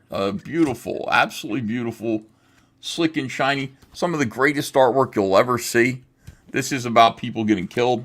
Look at that. That's just look at the eyeballs flying everywhere. People look miserable. Snowman, A Cold Day in Hell from All Caps Comics. All Caps Comics. Thank you. And it's way better than anything else. It's way better. Sorry. No, I love it. I still owe you a review of Cyberfrog. It's a little late, you know. Well, I ate it. It's okay. That's You how I ate lost it? weight. Yeah, that's You how I ate lost weight. Here we go. Bainley in the Shadow says, I've been chasing redheads in India. How have you been? So you're not busy at all. Kyan Rennell says, go outside, show us the Northern Lights. Also, ask EVS if he's ever eaten his own weight in caramel if he comes on the show. Have you ever eaten your own weight in... He said caramel. C-A-R-M-E-L. I don't know what that is. Is it caramel? Well, that's how you pronounce it in New Jersey. It's caramel. Yeah, it's caramel in the rest of the world, but it's Right. water, it's caramel. You pronounce crick here. And wolf, Oh, they do that wolf. here. They do roof, which is O-O as in ooh. They're like rough. Rough. Like, no, that's not a rough. Like, it's a roof. Yeah. It's always we been a say roof, but yeah, it's like you can't pronounce like wolf is woof. You know what I mean? It's a little strange. It's a little weird. And water is a big one. You can't say. I said water because I was born in Utah when I came to school here in the second grade. And they made fun of me. They said it's water, you idiot. Water. Here I they said say vanilla. milk. They said vanilla, you asshole. Vanilla. Yeah, here they say milk and pillow. Like, it's an I. Pillow. It's not an E. Yeah. Milk is what you get like out of... I don't even know. I don't even know where you get that. But Minnesotans do. They buy it in droves. Yeah. So, let's see. Tara Rayner. Hey day, Nick. Wish you were streaming Karen Reed trial. Isn't the same. Look, maybe I took a break from trial streams just to remind you guys that it's not the same. Missed you in the chat. Been trying to maintain. You, my friend, worry me. Eat. Okay. Bailey in the Shadow says, you already have your nose. You don't need a dog. Wraithchild78 says, hi, Nick, Ethan, and chat. Cheers. Hey, what's up? Barb Rogers, Miss Solar Terror says, oh, wait, they gifted a membership. Thank you. Rockman X222 says, finally, the Pope and the Father have united. Art the Clown, EVS is the most honest, least double-talking YouTuber. I love his ballsy honesty. Would you Nice, describe thank your you. honesty as ballsy? Yeah, because I stopped giving a fuck. Like, I really did. You know, there's a big thing. YouTuber culture is about being friends, and everybody's got to be friends with each other, and you can't, like, they're groups and everything, and it's cliques. And I just said, you know what? I'm a man apart. I'm a fucking battleship. Oh, you're burning bridges. Bridges? Who are these fucking bridges? The only bridges I know is Todd Bridges. I'm burning all these people. Like, any of these fucking liars and grifters and weirdos, I'm just gonna say whatever I want to say. I feel like and I've that's a had problem. this conversation with you and with the chat somewhere around, I don't know, the Rippaverse thing starting up. I was like, guys, like, this always happens. There's always a bunch of people who are lying about shit. And if you tell the truth, like, if you're the person telling the truth, suddenly you're put in the middle of a bunch of people that you like to hang out with and talk to. And you're And like, you lose friends. They're friends. and you don't know who's your friend anymore, and you can unintentionally side. Do you want to know? Here's a hard truth for me to say, Ethan. You invited me on Trashcast a long time ago, right when it started, and I was like, "Fucking hell!" Is Yeah. that him making fun of Flashcast? Because you guys had your drama like right around that time. And someone's like, no, it's not Flashcast that he's making fun of, a Trashcast. I'm like, well, but it sounds the same. Sounds like it, yeah. And it's on at the same time. That's weird. It's almost as though I am. Like, God damn it. But see, I didn't go on because I'm like, I'm still friends with Flash. Like his beef with Ethan's his. Like, I don't want to make any one of those a thing. And so I didn't go on it. And well, Anna comes on both. So you can use that as an example. Anna, that Star Wars girl, she still goes on Flashcast. She goes on Trashcast. And she doesn't care. She's like, anybody who makes me choose who my friends are based on who my friends are is not my friend. And I think that's a good policy for people to adopt. But yeah, Yellow Flash like fucking Ironically, stabbed me in the back like in the weirdest way, and it was for no good reason. He didn't need to. I think he was told by certain peoples, distance yourself from Ethan if you want to utilize our services here for your comic book. And he went, distance myself? That means totally fucking blow up in public and tell people what his page rate is and fucking block him and talk mad shit about him and destroy the Comicsgate Twitter, whatever the hell, like all the stuff that he did. Fucking asshole for no good reason at all. And I know he's your friend, but fuck him. Thank you. That's the thing. To be very clear, I didn't do it because of Flash. I wasn't worried about Flash being super mad. I was trying to. And he's stupid. I was trying to step you back. You know from he's drama. stupid, Nick. You're on his show, and you have to sit there. Your IQ is like 145, and you got to sit there and listen. He's leading the show. His IQ is 85, and you got to sit there and pretend like, oh yeah, Flash. What else you want to say? What do you want to? You're gonna beat the brakes off of who? What? No, don't you dare. Ethan, don't you dare. You can make fun of Flash's intelligence all you want. Like, you can do that on my show. I don't give a shit. You do not make fun of the beat the brakes thing as an IQ thing, because that was one of the funniest things I have ever heard. Beating the brakes off of everybody who's ever existed was hilarious. All right, I'm just saying. That's what he had. You got to sit there, Nick. You got to sit there and listen to that. Providing for more 5 hours. Beaten off. Yeah. Well, he mumbles through super chats at the fucking... Like he's sitting there, oh, you got super chats? I guess I'm just going to sit here for 3 more hours while you slowly page through your fucking super chats. I was trying to distract him so he would read the super chat that got him to beating off brakes again. I wanted 4:30 in the morning and I'm still on Flashcast. Shit. I wanted that super chat read until I died on air. It was my favorite. I'm like, Flash is fighting the entire earth in his mind right now. He's like, all you in an alley, I don't even like Pennsylvania or whatever state it even is, Massachusetts, somewhere in the Northeast, maybe it's in Africa. I will beat the brakes off you. And I met Flash a million times. He's like a meaty boy. He can probably hit really fucking hard. I'm like, God, I want him to beat the brakes off of everybody. This is so funny to me. I just want him to take the brakes off and just fucking get done with your super chats. You got people sitting here. I feel bad about it. I have people on my show as guests, and I'm just like, I had Dick Masterson and Vito. We put on a great show, and I ended it after 2 hours because I respect their time. I was like, why would you respect Vito's time? Just Dick's time, not Vito. No, thank you. The last thing that respected Vito's time was a hoagie, and he stabbed that thing right into his stomach. Those guys are great, man. I love it. They're hilarious. You know what's bad is when you're at a live show. I was at the Who Are These Podcasts event. Dick Masterson's there, Vito's there, and and there's some other guys like in the Dick universe that are there. Mm-hmm. And I realized that Vito wasn't as fat as I thought he was when another guy explained to me that a hoagie was a specific type of sandwich that was distinct from like a sub and distinct from like a cheese. He's like, no. Hoagie is a steamed bun. And I'm like, oh my God, like, you know more about sandwiches than I do. And I fucking love sandwiches. And I haven't consumed that many carbs to know the distinctions. And I didn't know that at all. I love hoagies have like a steamed bun, and they have there's something with the meat too. Like it's specific. I'm like, oh wow, autism takes a new dimension today. And Vito is less fat. But then at the same time, I'm standing there and they're like, well, where should we go eat? Because we're in line for a cheesesteak in Philly. And at Angelo's, which is really good.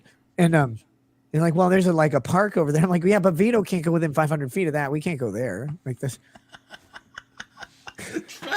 I'm sorry. Every time I look at the chat, it's some horrific insult. God's favorite aunt. Not a huge Flash fan, but Ethan is no better and probably a lot worse. Thank you, God's favorite, and I Ethan, appreciate that. Will you beat the brakes nightmare. off of that person, or will you beat the carburetor into that person? No, I agree with them. I'm like, you're right, dude. You're right.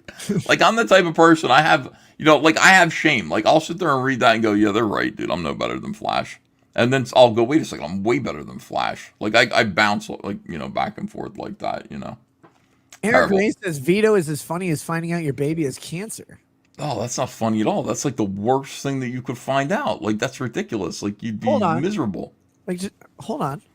I think it's a matter of perspective, Ethan. No, it isn't. No, there's no perspective in which finding out your baby has cancer is better than. Is there anything that? Yeah, so I go to the Make-A-Wish ball in Minnesota for Make-A-Wish Foundation, help raise money for Make-A-Wish, and help kids get these trips and experiences that they wouldn't otherwise get. And look, depending on your life circumstances, maybe you're never going to Disney World until you get that cancer baby. Yeah. This isn't about the kid either. This is about the mom or the dad. They're like, God, we really want to go. This is an awful joke. Yeah. It's obviously it's terrible. No, okay, so this is an inside joke that none of the chat knows unless you were at Wishball, Minnesota. The MC of the event, he said like the most off-putting joke I've ever heard at one of these events. And he didn't mean it at all. They're doing thank yous. Right? They're doing thank yous to everybody who makes Make-A-Wish work. Like, thank you to the volunteers, thank you to the employees, thank you to the donors and the sponsors of these companies, thank you to Sun Country Airlines, which donates millions and millions of dollars in airfare to these families so we can reduce the price and we can make these wishes happen. Because, and most of all, thanks to the Wish families. Because without you, we wouldn't have a cause. This mission. And I'm like, oh my God, he just thanked cancer kids for having cancer. Gave them all purpose. My dad immediately he's across the table from me. He immediately texts me. He's like, did that just happen? And I'm like, my man just thanked. Did the guy realize you said it and then suddenly kind of he plowed have a moment? He's like, I think he's like a weatherman. So he's just like, storm's coming on Tuesday, right? He just goes through it. And I was like, I like texting with my dad. I'm like, there's no way that guy just said that. He just thanked these sick kids for being sick. Some of these kids are going to die. A lot of kids live. The statistics on kids that get a wish granted and live, it's like 70% of them actually live through their illness, which is crazy. And there's no medically there's no medically scientifically tangible link to the wish and survival, but it's just that the intangible of hope and like a relief and a respite. And they're a great organization. Just that MC really screwed up. So then I carried his dark joke onto the stream. I apologize for that. Are you allowed to make a wish for more wishes? Like No. when you're a Make-A-Wish kid? Nope. No, they're like the Aladdin genie, but worse. Infinite wishes. That's what I wish for. No, because if you use all your wishes on the Robin Williams Aladdin, you get the Will Smith Aladdin next. He comes up and ruins your life. Yeah, that's the worst. The Will Smith Aladdin. All right, hold on. You got $441 in super chats that you have to read. Yeah, I but know. all of them came from one guy. I mean, low watermark Right. came in. But I read that one already. Yeah. Are you caught up? We're close. Tara Rayner had a cat named Succotash, coolest cat baby I've ever had. He ended up with a neural problem. They spent $5,500 on a specialist. I'll send you a video of him to X. He was purring till the end. Miss him. I don't want to see a video of your cat purring till the end. I like cats. It's sad. My parents put down their cat the other day, and they're like, the last picture, and they sent it to me in Facebook, and I'm like, I don't want to see that. I don't want to see it either because all cats look the same to me. Like it's a tabby. I got it. You know what I mean? Like it's special to you, but I've seen a cat, In China, they all look the same too. It's a soup. DIY Stu says, I've spent $1,000 to try and find out what was wrong with our runt cat with issues. Told my kid that the next fix will only cost me 50 cents to fix, and we can get another. So bad, but the kiddo will take the next. Man, Elephant says, enrolls with the Petafigs. Tara Rayner had a raccoon, named him Rankin based on Ricky of the Trailer Park Boys. Feeding the Rankin, my dog, cat, and coon waiting for my kid's bus. This is a Canadian, not an Alabama. At the end of the driveway every day, we must have looked like white trash. DIY Stu says, cats are the hardest animal for a vet to figure out. Their physiology is difficult. It's just guessing. Kate C, aka Snake Plush Kid, says, Ethan, Tweeter or was Monkey Man? Told me in Jersey everything is legal unless you get caught. You know Tweeter and the Monkey Man, right? No, You don't know that song? no. Traveling Wilburys, Tweeter and the Monkey Man. Am I older than you, Ethan? No, you're not. But Traveling Wilburys, that was George Harrison and Roy Orbison and all those guys, right? I didn't know that song. I had to listen to it all the time in the car because of my dad. I like that song though. Tweeter and the Monkey Man. Baneling in the shadow says, "Yeah, what the fuck happened, Nick? You were chunky 2 years ago." Yes, 2 years ago. There's a brief story. I was 206 pounds.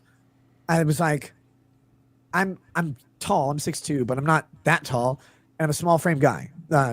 206 is a little big for me. No. Oh yeah, you look so good. They were watching these videos of you during your detraction phase, and you look really good. You need to put that weight back on. And if there's a reason you can't put it on, I respect that.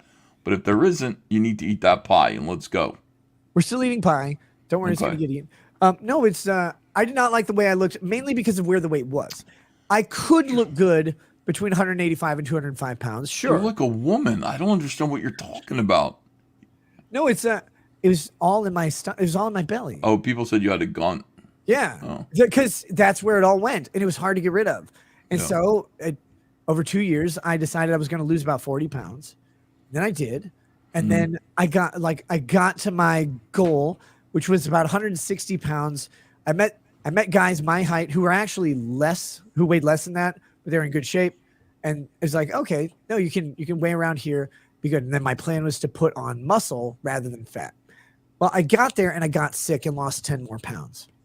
And then I was putting that weight back on. I got sick again. It's great. I fucking hate it because it's not easy to put on weight, but I don't want to put on a ton of fat. I want to actually build muscle in the gym. But when you're sick, it's great. So that's the basic story.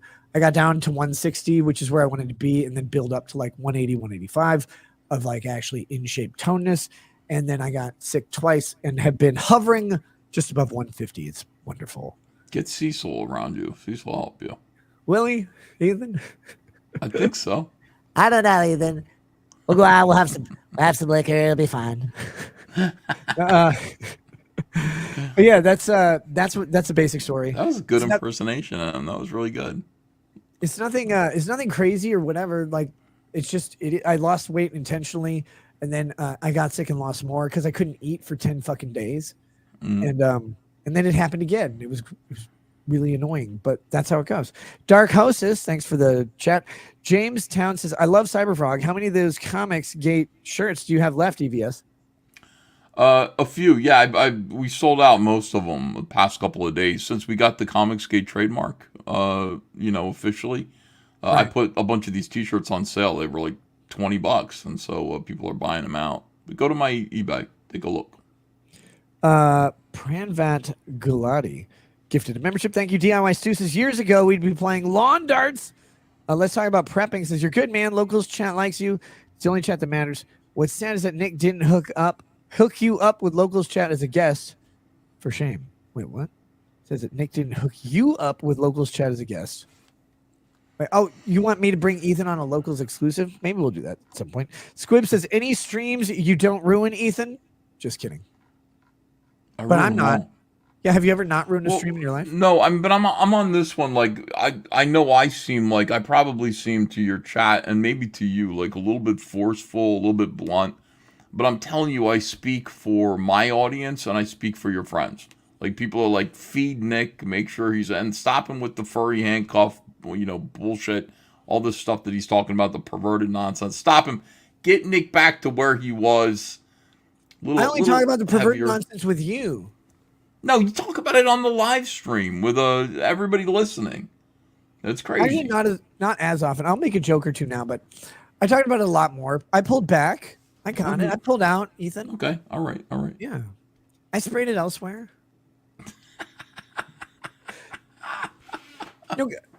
I make a distinction in my head because they're jokes. Like, degenerate jokes have always been a thing. But there was a part where I got a little, I got too personal, and I thought it was funny. And I thought it was, getting people to, loosen up on stuff. It didn't work out that way. People got really, mad about it. And I was like, shit, I wouldn't try to make people mad. I thought it was funny that they were getting mad. But, okay, we'll pull that back. We'll get back to just being like jovial about stuff and making a joke here and there, and that's just how it is. Like I'm not trying to do whatever with it. It's just Okay. part. I always have told like silly, dirty jokes. Of course, yeah. And that's just me. But no, I know where I went wrong on that stuff. The funny thing now is like people are like, oh, we're concerned about your health. I'm like, aside from the weight, and if you check Are you out, okay? like, Are you all right? yeah, like Okay. that's the dumb thing. I go into the doctor expecting to die, Me too. and they give me the results, and I'm like, wait, what? These are better than the last time I went in here. Like You're fine. every single thing is in the green. When I had a couple things in the yellow, stuff like everything's in the green now. Mhm. How? I'm like, Doc, I treat my body like garbage. I drink way too much. I don't eat. I basically do nothing with my life. How can this be better? And she's like, let me see if we got the right one. And they do. I can't explain. Like I literally can't explain it. I go in expecting bad results. The thing is, people focus on the physical because that's what you can see, right? Mhm. But I've been saying for quite a while now, my life became a massive cavalcade of stress for various reasons, but a lot of it's just related to you have someone to help out with how things go, and then that whole dynamic changes up. We still have a person to help out, but they're not able to help out in the same way, and so then you take up these things. Well, once you start tumbling out of the schedule that you have, once your life becomes chaotic, the things that normally would like roll off don't roll off. They pile on, and things become more and more chaos. Like guys, like stop worrying about the physical me. That part's kind of okay. I'm a little underweight, but that's fine. I can just eat. I'm working on that. That's the easy part. It's the mental shit where it's like my life is daily massive stress. Going, oh well, he didn't work very much. I'm like, thank God. If I had a 9-to-5 job right now, I'd been fired so hard that I'd be fired from the next 5 jobs I get hired for. God, I'm under no illusions, guys. Yeah. But like life is life, and you have to deal with life as it comes. And it's like I'm not trying to. It's not like an excuse; it's an explanation. I really appreciate people who stay and watch the show, and I hate the inconsistency. I really fucking do. But right now, that's where I am, and believe me, the mental shit is way worse than any physical stuff. Oh my God.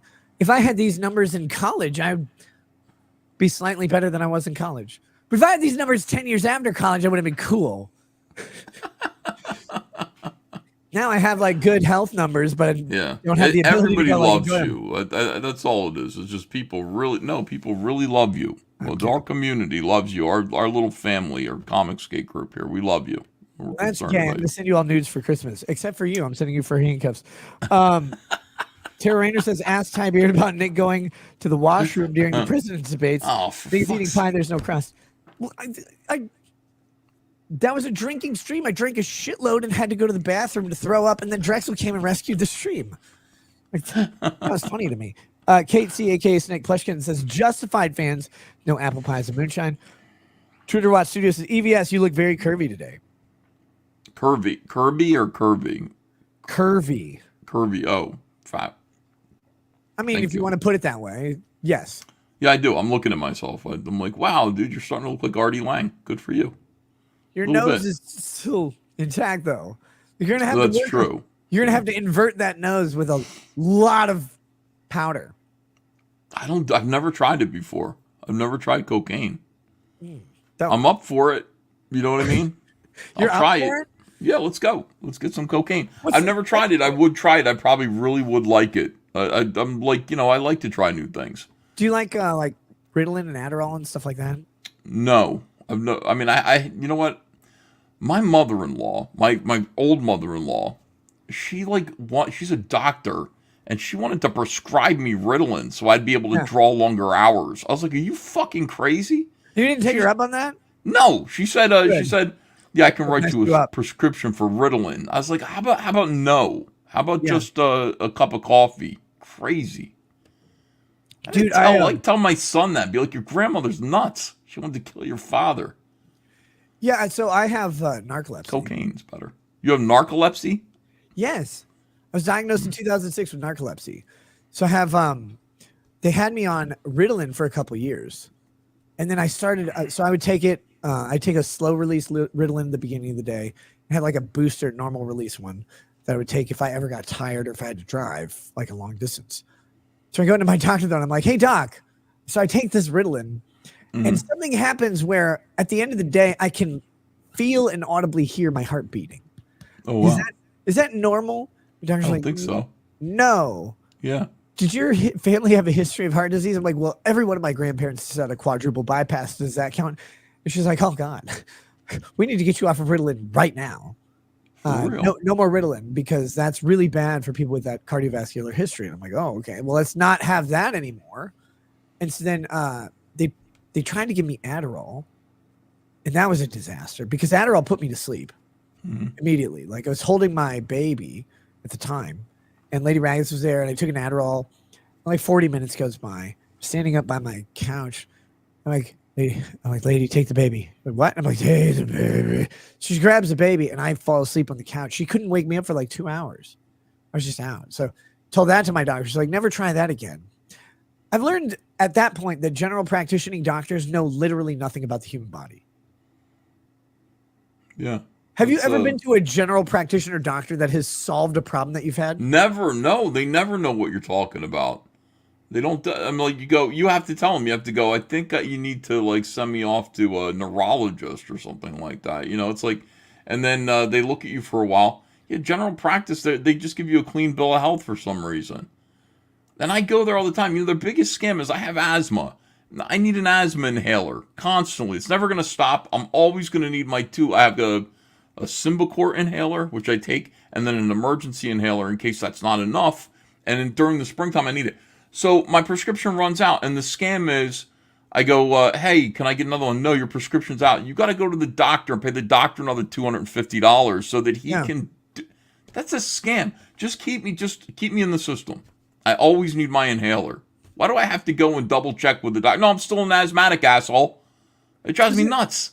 Is it ironic that an asthmatic would have an inhaler?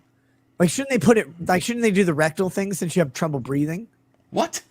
Rectal? Yeah, well, you have trouble breathing, so like inhaling doesn't work. So you have to go somewhere else. So how else do you ingest? You could do orally, nasally, or rectally, right?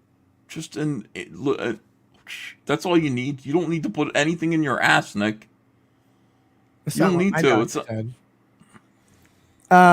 Jack Goff says, how much for nudes of Mohammed Kasparian? Did you like my Mohammed picture, Ethan? Yeah, I did. It was nice. I took Anna Kasparian's face and I drew Muhammad on it. Yeah, good. I'm celebrating my acquisition of a drawing tablet. Lost and Law says, can't we go back to years past?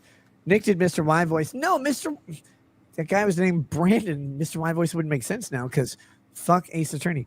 He got white girl wasted. I still do that. Drex was funnier than Nick. It's still true. Eric July was not cringe as fuck, and everyone laughed at Maddox. I miss the good old days. Hi, Ethan. F you. Oh, hello. Oh, I was going to ask you a serious question. Yeah. So you used to be a beam of sunshine. I still am. I was going to say, I think you still are. Yeah. But do you think, so my thing was like, okay, I've watched so many people on the internet who all like, well, everybody joined at the same time as me because that's my perspective. But I see who they were like 6 years ago, 6.5 years ago. I see who they are now, and I'm like, where did the humor go? Like, everybody got really serious at some point. And I know you're still a beam of sunshine, but are you still the same beam of sunshine? Yeah. That's introspection. And then the other, like, do you see what I'm talking about with like the people around there? Like why are you guys like this? The Eric July situation was the most eye-opening thing on the fucking planet. Because I'm like, oh, wait, you who criticize everything you encounter get a polite English 101 roasting of storytelling, and the notes that Dick gave weren't even traditional rude Dick Masters. Like, well, this part wasn't. No, they were nice. They were polite. They're professional. They're like, this is not a good retelling of the hero's journey. Here's what you have to do. Here's how he has to fail. Here's how he has to redeem himself. He goes through this. He's got to be an outsider. Why is he an outsider? This guy doesn't sound like an outsider. He does all these things. It's like, okay, this is writing 101, and it's not mean. And Eric like loses his goddamn fucking mind on it. It's like, you spend all day criticizing Hollywood, all day, and major comic book companies, And this guy gives you a pretty good rundown of how you tell a basic story. And he even acknowledges, like, he's like, dude, you picked a detective story, which is like one of the hardest things to write. He's not wrong about that. Like, you have to dupe the audience while also giving them enough clues to figure it out if they're smart enough. Yeah. And then having them go at the end and realize, oh yeah, if I had known this and this and this when I read this, I would have gotten there. That's a detective novel. Like, you wrote this, which is impossible. And you didn't do it well, but here's some notes on how you could have done it better, change things up. And Eric's like, I mean, you can't criticize, blah, blah, blah. And it creates this fucking meltdown in the comics area, the independent creator area. Like, why did you guys all get so serious? She just said, oh man, if Dick wants to help out, he can help out with an ISOM #2. That should have been the response, right? That would have been fine, yeah. Like, to me, that yellow flash stream was like the most eye-opening moment, and that was like a year ago. It was last summer. I came home from the beach, and I got on the stream, and it's just like that just completely changed my whole YouTube life, my whole time on YouTube. Because, I just figured, Eric's going to do comics. He's new at it. He's going to want to learn. And then, like, he completely rejected basic criticism and got infuriated about it, and everybody got afraid that he was angry. And I went, this sucks. I don't like this. It's so weird. Like, we were afraid to criticize him. Like, we were afraid to you come out got and the just be night like, letter, and like Yeah. the problem is, you believe your friends when they say your beef with him is you guys have your thing and it doesn't matter, right? You Right. believe that, but then you also notice that like less and less of your friends are talking to you.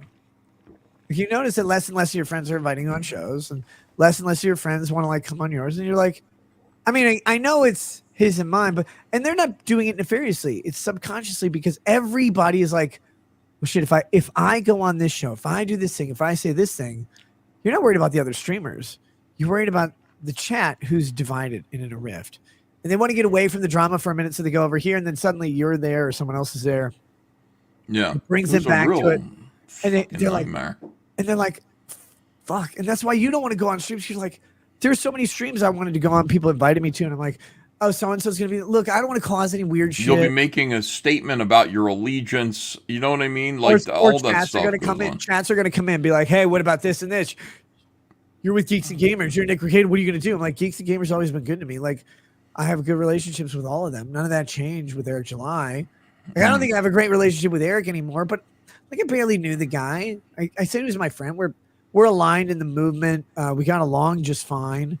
People don't realize that that's like an internet friend. And then they're like, well, you sold out your friend. I'm like, well, I didn't sell him out, for one thing. He sold himself out on my show like an idiot. I told him not to do it. And he came in, stormed into my chat, like demanding to be on. So I'm like, okay. Some of the most incredible YouTube. I mean, I'm grateful to have been a part of it. I don't look at it the way I guess you do. I just kind of go, that was amazing. I love this. This is like a fantastic YouTube, fantastic exposing of a person, and the hubris of this idea that you can just come in and do a comic book. Like, you got the entire internet behind you and all the support in the world. And it's like, it turns out that my job's pretty hard, isn't it? It's not that easy. You can't do it. Arclight Redux says this is some great ABS, Nick. Go back and watch that stream. I was doing a stream to stay away from the drama. Eric comes in chat, says, bring me on. I bring him on. I'm very friendly and deferential to him. I have questions. Dude, guys, he's on the internet saying if he were there, he could have pulled out a gun and put bullet holes in Riley. That was so for weird. sitting in a public parking lot and no one asking Riley to leave. This is the thing that everybody misses. No one ever said, hey, motherfucker, can you just drive out of this parking lot? Mm-hmm. I'll tell you, if he stays at that point, like, okay, things get crazy. No one did. So instead he goes up, he tapes some dollars. He tapes federal currency to the window. And on it, he had drawn shitty pictures of rabbits. That's what Eric didn't want to say on the stream. Because I asked him, like, when did he put on there? Is it like threats or whatever? He drew rabbits on there because that was the joke. The bunnies in chat. And so that's what he did. That's the extent of the threatening behavior that Riley had. And they're like, well, there's a fat autistic white retard outside, and he's gonna do it in OnlyFans out in the parking lot, and that'll be gross. And he's probably like shit talking on Twitter while he does it, which is really offensive. It's like, well, did you ask him to go? It's like, well, no, there's a gate in the front. Well, but the back's on a public road, right? Yeah. Was there a gate in the back? Well, no. That Is there a was crazy. there's He's sitting sign there that says no? gaslighting you about the privacy of his compound on an industrial business park. It was the weirdest shit. You can watch it. Like I said, those streams are amazing, and I've watched that stream 3 times because it's so fun to watch you struggle and him kind of try to do like ordinarily the way a person like that approaches a normal person is they just keep talking until you give up.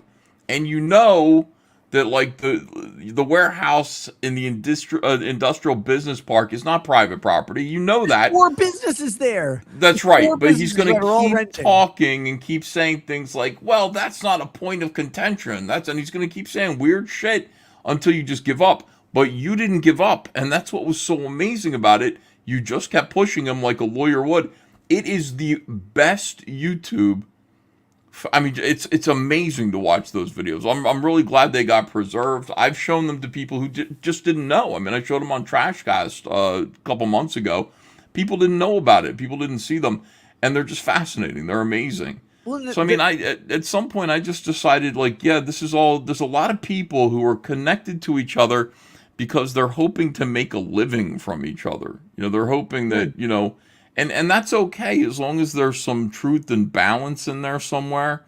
But when you have to lie and be dishonest in order to sort of stay a part of that crew so that you can then there's something wrong, and you need to reevaluate things a little bit.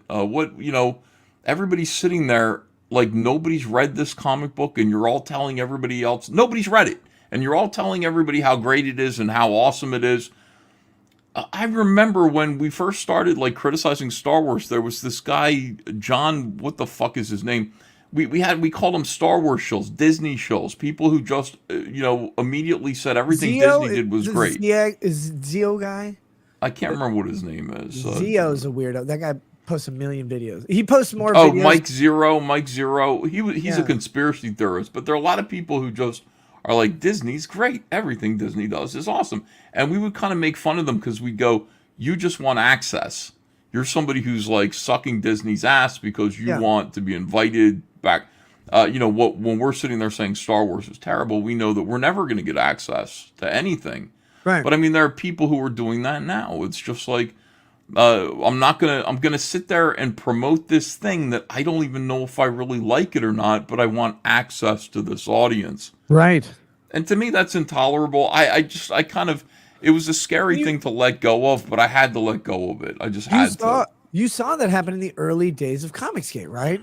Everybody would come out, they'd say, I'm Comicsgate, and they'd get on streams of other people. Those people would build relationships, and they'd kind of work their way up the pyramid. It's like, okay, their goal is to always get on an EVS stream. And because if they got on the EVS stream, they're going to make 60 to 100 grand on a shitty comic book just because you're really good at getting people energized and motivated about a project. And so they try and weasel their way in. Hopefully they're not shitty comic books. Sometimes they were, but I mean, hopefully they're pretty good efforts, from people. Right. And sometimes they have a good pitch, right? Here's the comic, here's some art. Then it comes out. If it comes out, people are disappointed. And it's like, you're like, I had a guy on a show, and everybody who comes on the show, we're going to promote their book, obviously, because we believe in independent creation. We want to get away from these major studios.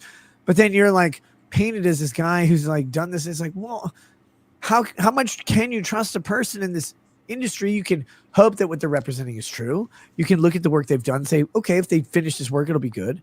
That's honest, and that's how you do things. And again, you got a recommendation from a friend. Oh, I've been on the stream a couple times. Like, okay, fine.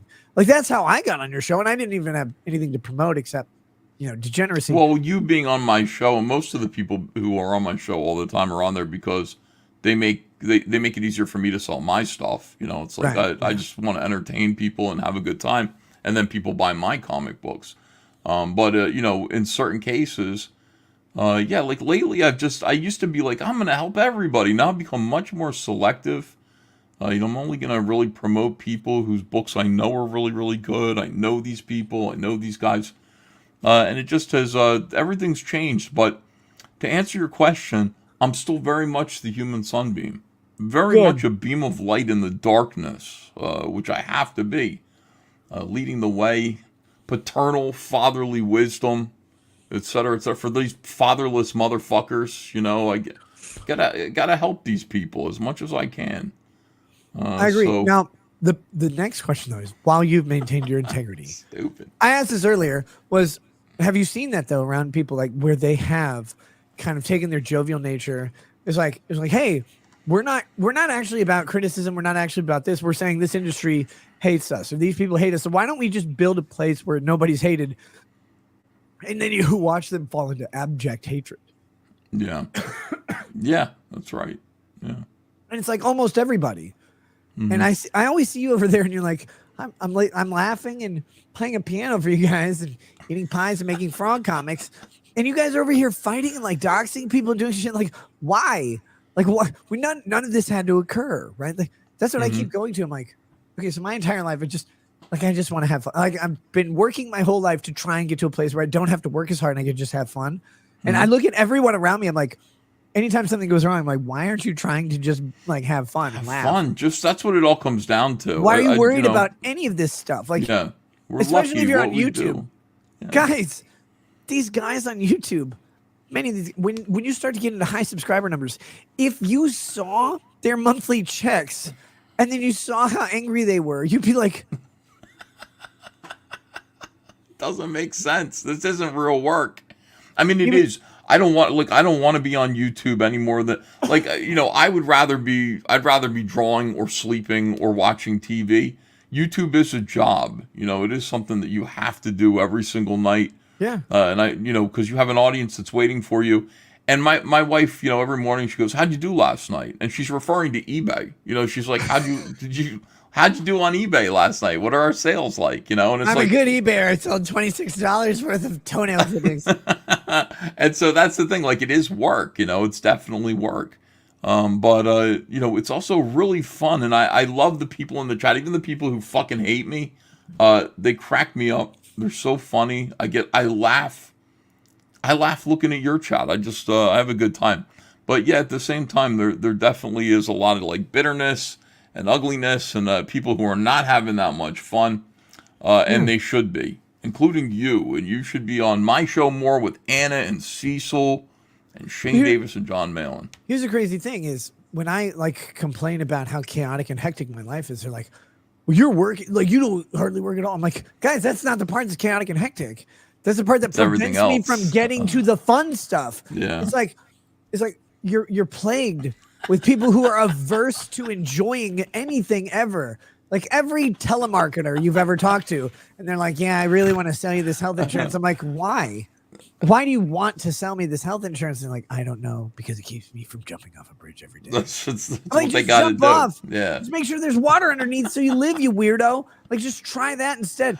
And it's like, you want to get back to the thing that makes you happy. And then you're unable to do so because of all the random stress in your life. You're like, Jesus Christ, like, why can't I just tie ropes around everybody and call them Emmett Till and drag them to fun?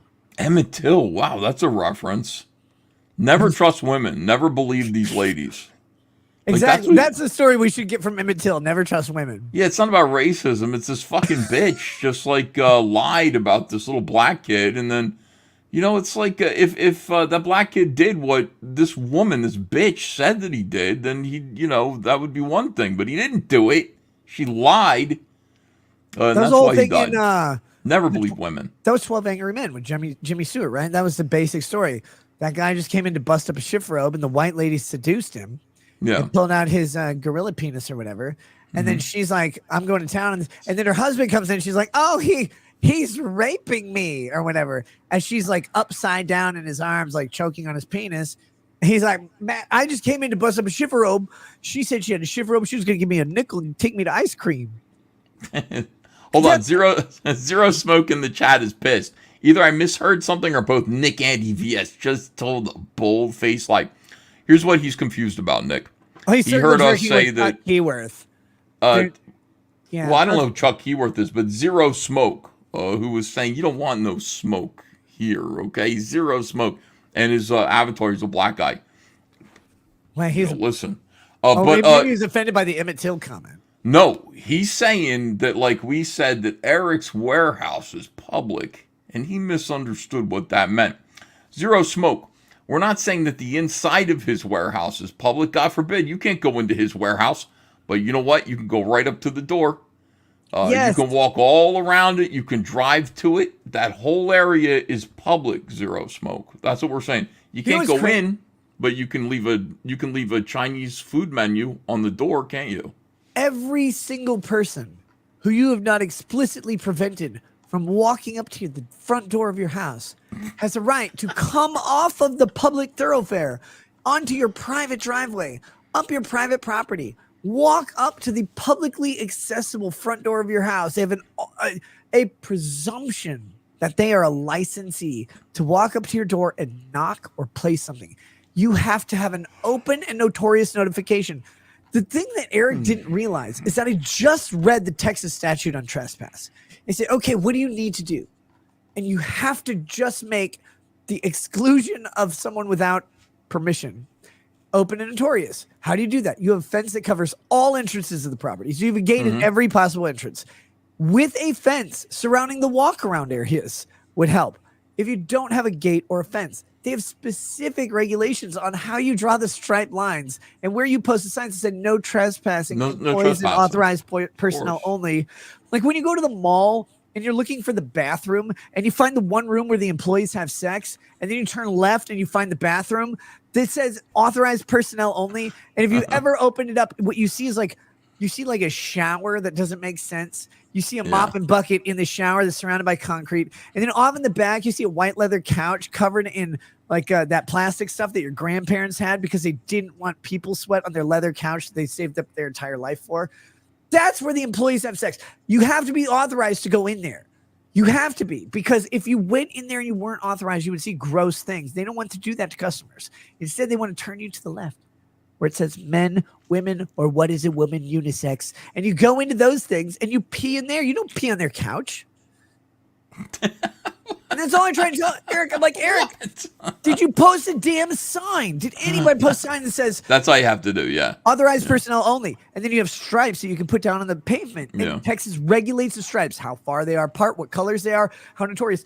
It's all in the fucking statute. So It's a long way to go to just keep Riley from putting bunnies on your door, though. You know what I mean? You know, why do just? It's okay. Just let people. That's it. But you know why he couldn't do that? It's because he doesn't own the building. He rents one slot in the building for a fuckload of money. It's like 20 grand a month, 18, 20 grand a month. That's something crazy. Like that is crazy. And then there's other people that run businesses that are publicly accessible next to them. So if you exclude everybody who doesn't have permission, you're impacting the neighbor's business, which is probably in their rental contract that they can't do. You can't regulate the parking lot in that way. Now, you may be able to regulate the parking lot in a way that prevents Riley from walking up to Rippaverse Comics. Sure, fine. Keep that fatso away. Throw a sausage and dick pizza into the other parking lot and watch Riley run away and compulsively. He can't stop himself. Although him running is terrifying. I've seen it once. But it's so easy to get rid of Riley. All you have to do is go outside and say, hey, that was funny. Now please leave. And he'll go. That's all you do. Yeah, seriously. He would melt laughing. if you did that. He's having a good time.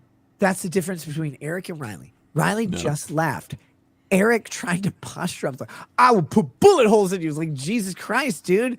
Like, why are you trying to shoot people over he drives a Prius. Just make fun of him. Oh, my God. It's like, save a tree, ride a Riley. Like, oh, my God. It's so easy. Wow. You really care about the environment, Riley. Maybe cut down on the methane. Stop eating cheap beef. Mm-hmm. It's true. But Eric, he couldn't do that. His pride was too big. And everybody went along with him. Everybody kind of has to go, well, you know, this is how he feels. And I guess, my God. So, yeah, that was the thing that happened last year. And it changed a lot. I mean, it really just kind of changed a lot of the YouTube biosphere. But I like it. For me, it was liberating. Like, it's great. Trashcast is just like, I can say whatever I want to say. And, you know, it's I don't care anymore. I just don't care. The thing I'm bothered most by is the people who still go along with it, who are like, look, you don't need to disassociate with them. You don't need to never disassociate with your friends because they fuck up. Just be like, bro, you fucked up. Like, this is dumb. Like, laugh it off and be like, I'm sorry. I probably should have put up a no trespassing sign and moved on with my life. But then he's like, ask me anything. I'm like, well, I don't really want to ask you about the charity shit because I want you to accidentally say, like, I don't think you did anything wrong, but I want you to accidentally say something that might put you in trouble. He's like, no, ask me anything. And then so I'm like, okay, well, Dick said this. He's like, no, what it is. And then he goes on to explain exactly what Dick says. And you're like, wait, no, why did you say that?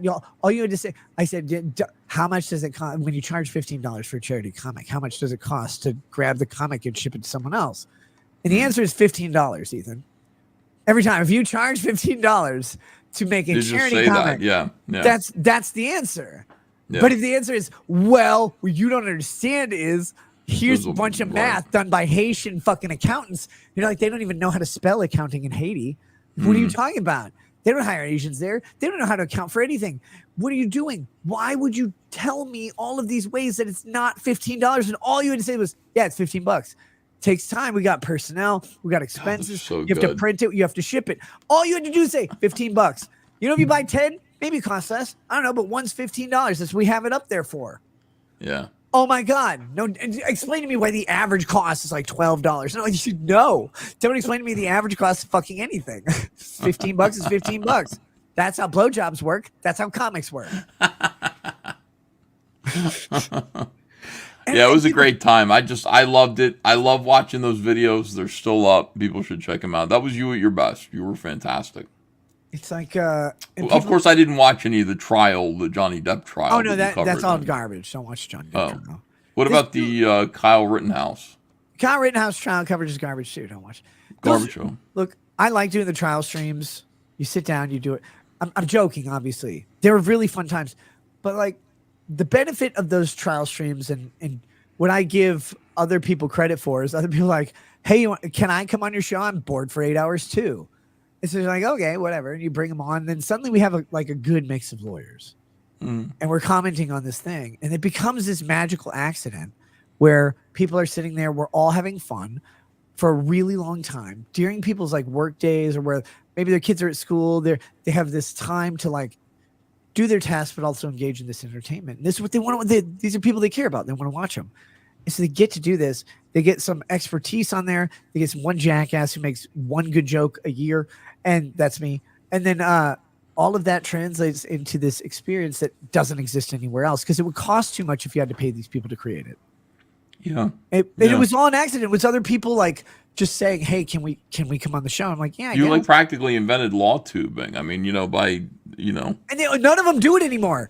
And Ethan, this is they don't do it. There's no group lawyers. When I introduce myself to like bartenders that want to give me free drinks, I'm like, if you watch a trial on YouTube, I'm the guy who invented that, and they're like, oh wow, no, I haven't because I'm literally 23 and I'm just trying to pay bills so that I can get my 17th abortion. And that's a guy bartender. And I'm just like, so you do that. But then I look back and I looked today because this trial's going on. People are like, you need to cover this trial and this trial and this trial. I look at all of them and I look at the LawTube, my friends who are out there streaming them. They're like, your guys are all together. Or no, sorry, you're all individual. None of you are together. Nobody is streaming with another lawyer because all of them go $signs, $signs. Look, if I do a trial stream, I'll make money. No, you're not. You're not going to. Most of you are not going to make money. That's the thing. Someone catches the wave and rides it. That's what I did with Kyle Rittenhouse. That's what I ended up doing as part of Johnny Depp. Johnny Depp wave was so big, a couple people could surf on it at the same time. But Rittenhouse, it was me. I just happenstance. It wasn't magically wise. Thing was, you got the right mix of people on, and you get a good dynamic going. It's like having Charles Barkley and Shaq on the same basketball commentary. It'd be funnier if they were commenting on cricket, but you have this good mix of personalities that bounce off each other. And I look a couple times, and I'm like, okay, what trials are up there? And I see all my friends in there. It's like, oh, they're all doing trial day 7. It's just them on the little thumbnail. There's 200 people watching, and you're like, how are you going to sit there for 8 hours with 200 people watching? Who are you going to talk to? You got to have other people on. But no one wants to go on there anymore because everybody goes, well, it's my time to get a trial. I'll get a trial wave. Well, there's some of that going on here, too. I mean, Comicsgate used to be everybody, would appear on my channel because their channels were too small. But now, like, people have their channels up to point, like, everybody knows everybody. And so They'll do their own shows and stuff. I think that's good. Or they'll split like a big show like Ballers and rotate it around who's hosting it that week. That's fine too. I don't know that it should be organized. Here's what I did. Kyle Rittenhouse, again, magic, unintentional, great outcome. I don't take, like, people are, some people try to give me credit for it. I'm like, stop, I didn't do it. Viva made the viral tweet when he stole my content and went viral before Twitter paid him. Ha, Viva, you got cucked by Twitter's non-payment. Jack Dorsey owns you. But no, he posted a video. It's me, it's Legal Mindset, and it's Legal Bites. And we laughed at this one moment. And it goes viral. I never go viral, but it goes viral, like 4 million views on Twitter. And then suddenly my stream volume increased dramatically, like 4 to 5 times the next day. And then it grew and grew and grew. It was all an accident. Guys, I don't plan anything in my life. You think I planned that? I can't even plan breakfast. And and all this falls into my lap. And I'm like, okay, cool. So then for the Johnny Depp thing, Legal Bites reaches out to me. She's like, hey, I want to do the Johnny Depp trial. Like, I don't want to step on your toes or anything. I'm like, okay, cool. Like, I'm not going to invite any guests except I'll say, hey, if you guys aren't going to go on her show, or like you want to come on for 20 minutes, you don't want to go on her show, like you want to come on mine, cool, fine. But please go on her show first. And then what I did was grabbed other people who hadn't had on the show before. And lo and behold, we have good conversations and do a good thing. And we have fun. And it's like, none of them do that anymore, though they're out there. They do their own show solo for 8 hours. 8 hours, Ethan. Do you know how you know how boring court is? 8 hours is too much. Unless I'm with a bunch of friends and we're all having such a good time that you forget that 8 hours have gone by. That's happened before, but it's like 8 hours is way too long. 3 hours right now is pushing it for me. 2 hours is like plenty. I'm done talking. By the way, put that down and eat some pie. Down. But I'm trying to talk to you. But like you've been to court. It sucks. You sit there. Well, I don't know. Have you actually been in court? Me personally, for something that I did, no. I've been to court, a traffic court once. That was it. And even that sucks. Yeah. You're like, well, hopefully someone ran over some children and I'll get entertained. And you're like, oh, no, there are no undocumented people here. Everybody's speeding. Yeah. Yeah, they're all speeding. Like, and I do this on my own. I don't need your help speeding. And so you're sitting there going, okay, this is boring. Well, then you look at these hearings. They're 8-9 hours long. Trump's sitting there. He's like, he's got to resort to profanity, which is very uncouth of him. He's like, that Stormy Daniels, that whore, that cunt bitch. She's sitting there. Oh, look, I had Trump's giant. That bitch couldn't take my penis. Not even close. And Marco Rubio tried to put in his hands, little small hands, Rubio, drinking his water bottle. Marco, no amount of water will get this Trump penis in there. This is a massive Cheeto. You've never seen a puff Cheeto like this. I take 12 Viagra in the morning. You know why, Ethan? Because I can. Just because I can. I just take the Viagra. It's good Viagra. It's wonderful. It's blue because it comes from a special place in the tropics. Look, we get it sourced specifically from Fiji, and it's the best Viagra. So I take that, and I'm like, Marco, try it. You can't even try it. See if you can get your mouth around it. You can't even do it. And these people come in there, they think that Stormy Daniels, she's smaller than Marco Rubio. She's got a lot of experience. Don't get me wrong. I've seen some things that Stormy's done. All of you have. Don't lie to her. You have all seen it. Stormy's done some things. She's out there. She's public. I'm not public. I keep my stuff private, mostly because very few people can deal with this. Melania exclusive. And Stormy's out there. Oh, you did. No, if I put it on the table right now, we need another table, frankly. And he's doing this, and the judge is like, "That's witness intimidation." Oh, yeah. Because Trump swore during Stormy Daniels, he's like, fucking bitch or whatever. Like, while she's talking and lying, and he shakes his head. He's like, that's witness intimidation. It's like, witness intimidation is just going, like a Trump exasperated look. Yeah. Oh, what? Is that his move to the mob to kill her? Like, the mob's very inefficient if it hasn't killed Stormy Daniels on Trump's order. Yeah, seriously. And you're sitting there. They're treating him like they got rules for him, separate rules for him. It's ridiculous. I'd be outraged. I don't know how he stays sane. Like I really don't. I'd be so pissed all the time. You get the half of the planet trying to destroy your life. It's completely unfair. Right. It sucks. Now eat the pie and stop. You should have eaten a pie by now. Let's go. That's what I'm talking about, though. Look at the chat. Manja. You gotta listen to your chat. What language is that? That's not French. French would be mange with an. That's Italian? Yeah, manja. You I learned didn't know that from Italian- watching mob movies. I didn't know Italians needed a word for eat. I thought it was just what they were born It's doing. what you do, yeah. The chat's thrilled. They love it. They love you eating the pie. They're so happy about it. So, J-Rock says, make your Trump impression suck. Stop trying to be funny. No, the problem with the Trump impression is that you still know it's Trump even though it's bad. Like, that's the whole joke. I can't do Trump. I can't do him at all. I thought that was a pretty good impression. Do a Trump. Like, do your best Trump. I can't. No, I'm not a good. I cannot do any impressions. That's not Can't. something I'm gifted with at all. I see other people do it, and I'm like, wow, dude, you can do accents and everything. I can't do that. The thing with an impression is, like, if you get it spot on, that's an impersonation. Impressions are not that. Impressions are a thing where someone It's hears physical. it, where they hear it and they go, oh, yeah, that sounds like that person. And then they hear that person and they're like, actually, that didn't sound like them at all. But for some Right. reason, you knew what it was. Now, Yeah. for me, the reason is I cheat and I tell you it's a Trump impression coming out the gate. I got to do a Donald Trump impression. My name's Joe Biden. And then people are like, oh, yeah, that sounds like Trump. Yeah. No, that's just my superior subliminal messaging. All right, good. You're eating pie. It makes everybody happy. J Rock says, EVS, do your fat impression. I'm losing weight. I can't take any more of this. This is just abuse at this point. I'm You want weight happier. loss tips, Ethan? I'm good at it. Would you? Yeah, I'm happier than I've ever been. But yeah, I look at myself. I'm really fat, and I think I'm fatter than I'm fatter than I've ever been. That's the So- funny thing, right? They always say that fat people are happy. And I look at them and I'm like, fat people can't be happy. They look at themselves and they can't even see themselves as people. And then I do though. I just go, oh, I look fat to people. Oh, you're not I'm people, on camera Ethan. all You're, the time. you're a YouTuber. You're not a person. That's right. I'm an entity. You're a I'm, target.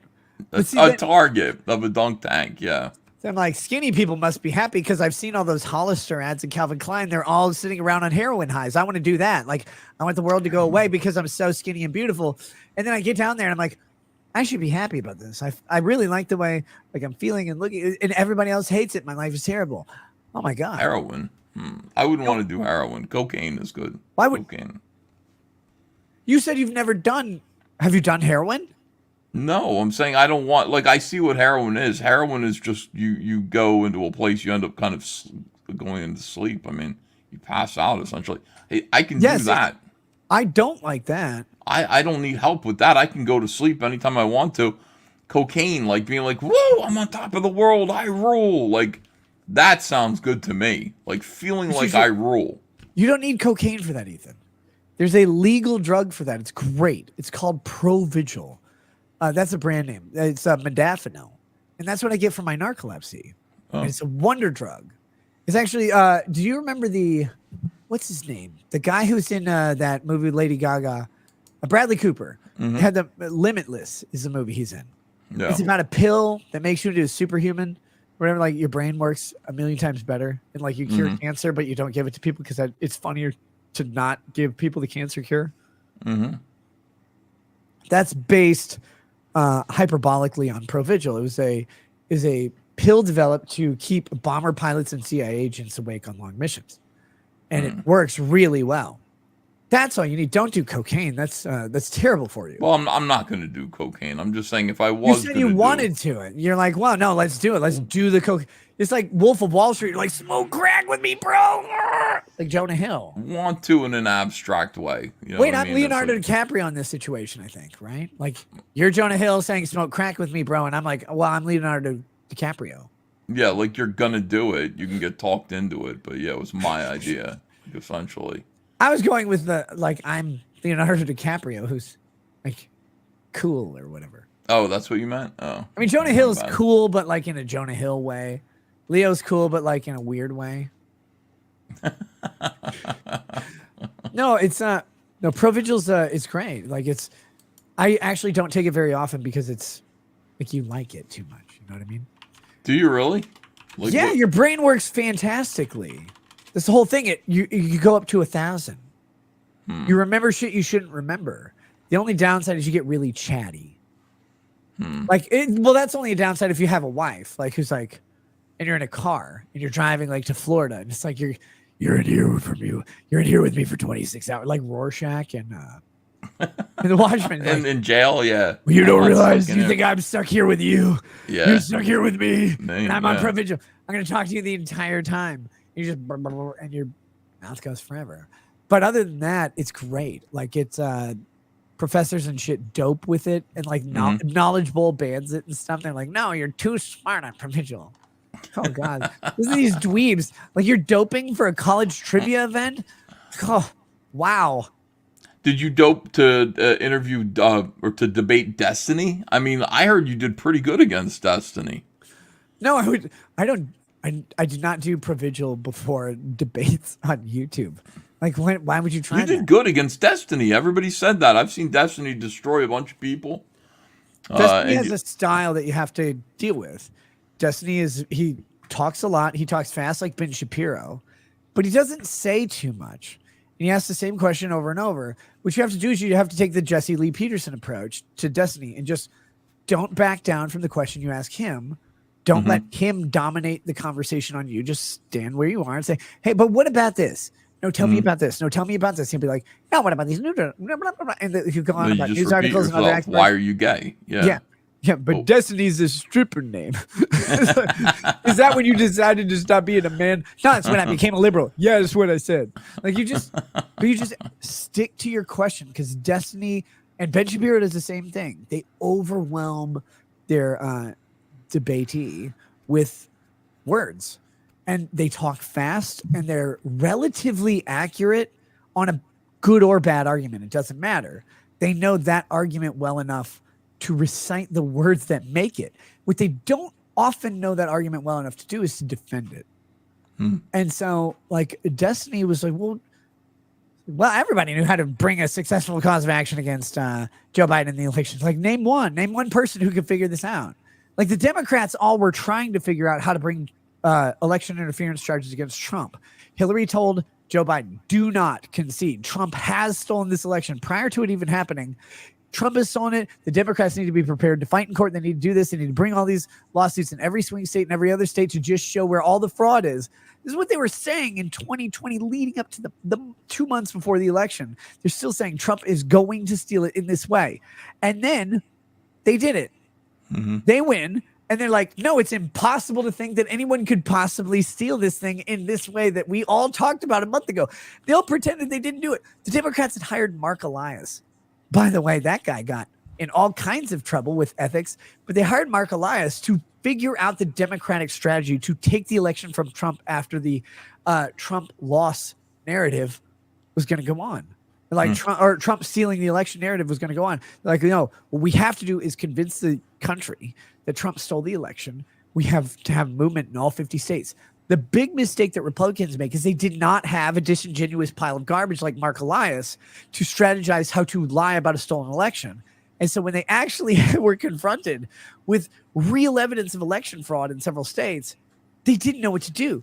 I talked to some of the lawyers that Trump tried to hire, and they're like, he tried to hire us 1 week before the electoral votes. He's like, how could we do this? How could we bring a cause of action 7 days before the electoral votes are going to be counted?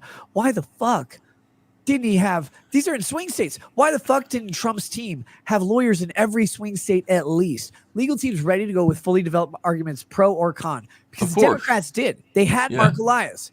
Mark Elias has strategized it. He had created a website about how you would learn about every website, how you would learn about every lawsuit over the 2020 election. He had a website ready to go. His full Democratic spin. And every single case that was brought, Mark Elias was brought in as part of the brief writing team. He had it all ready to go months in advance. Why do we suck? Like, why do Republicans suck? Like, I consider myself a Republican. We're not like that. We fucking. It's pretty simple. If you provide drugs to everybody in 50 states, like your Walgreens, right? I'm not talking about illicit drugs. I'm talking about the really bad ones, like fentanyl. So in 50 states, you're Walgreens and you're selling fentanyl as Sudafed to a bunch of degenerate people.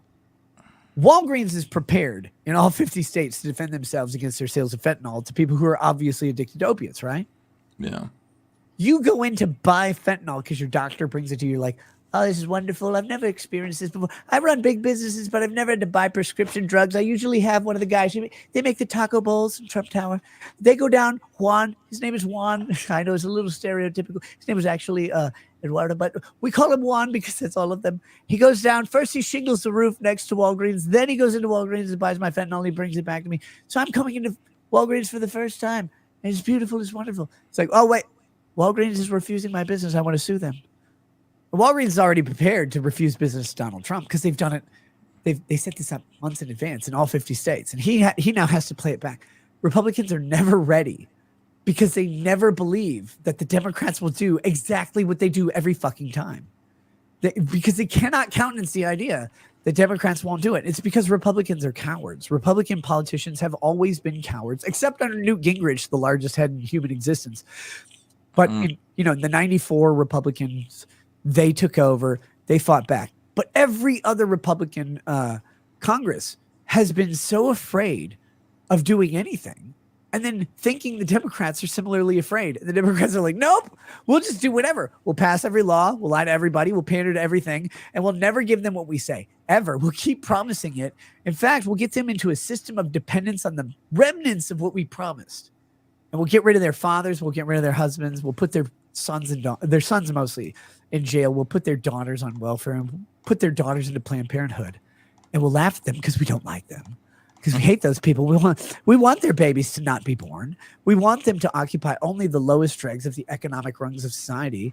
Because then we never had to own them in the first place to get them to do the work for us. And they'll vote for us anyway. Every single time. Because no one can countenance someone being that evil. And yet, Robert Byrd, famous Democrat politician, Grand Dragon of the KKK, is the hero of many of these people, including Joe Biden himself. It's like, you hate this group of people that you rely on for your votes. You're awful to them. You kill their babies. You kill their opportunities. You kill every single thing you do. And what you give them is a pity check every month. And say, you don't ever have to work because I'll give you the worst living possible. I'll also make your kids sell drugs to supplement it just enough so you can buy that coat you saw on MTV that we pipe into your house for free, aka subsidy. And then vote for us again because the Republicans hate you. The Republicans are like, we don't hate you. We want you to go work hard and try. We want you to stick together through the tough times and raise all your children. And they're like, well, that sounds hard. Yeah. And the Republicans are like, why would someone lie about that? Why would they go on the internet or whatever and just lie about what they believe to control a group of people? Democrats have always been willing to do that. Republicans have always believed that they're not. We all know that Republicans are willing to do that. They just don't believe the Democrats are. I'm not saying Republicans are good. They're awful people. Have you seen Matt Gaetz? That guy's head is bigger than his torso. He's a strange guy, yeah. I gotta admit. They're like, oh, he had sex with a minor. Like, he didn't. His mouth and chin did at the same time. It was horrifying. It blocked his entire torso. Ethan is too big. His head is too big. Yeah. He looks like one of those, is it the Kabuki theater dolls? Like that? No, they don't have the giant heads. What's mannequin? with... What are the? Not. I want to say mannequins. That's not what I mean. Marionettes. Sure, it's a marionette. I don't know. Matt Gaetz is a marionette. Right. With a giant face that's too big for his entire body. Yeah. Like my nose is too big, but his whole face is proportionate to my nose, and that's scary. I just when people talk about your nose, I don't really know what they mean. Your nose is not like mine. Mine is. Well, if I ever stay over at your house, you'll know. We'll like measure, yeah. We won't have to measure. The snoring will give it away.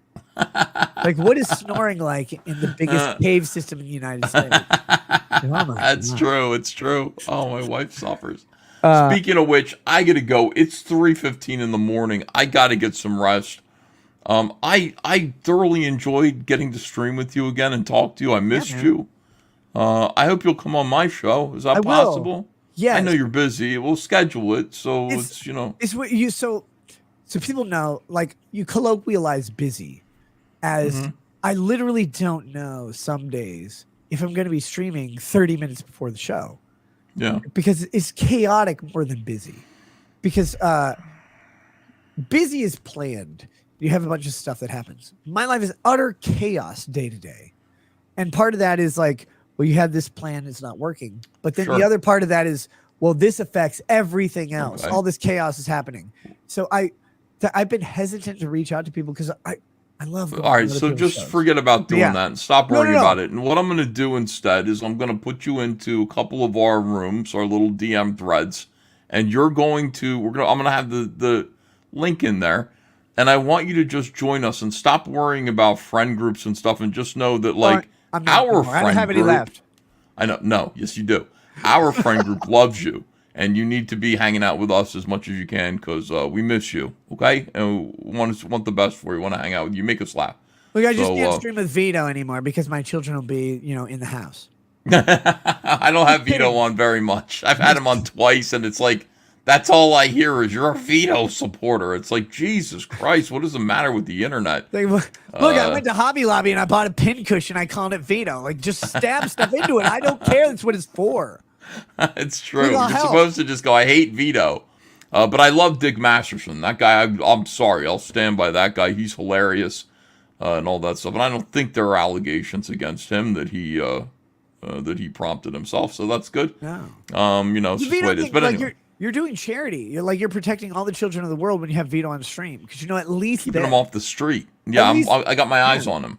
Yeah, at least then he's not buying used children's underwear on Oh, right. eBay. Oh, poor Vito, man. Oh, this guy, he's endored enough. But thank you, Nick. Then I didn't say that's all. Like, I didn't know when he buys it. It's just not then.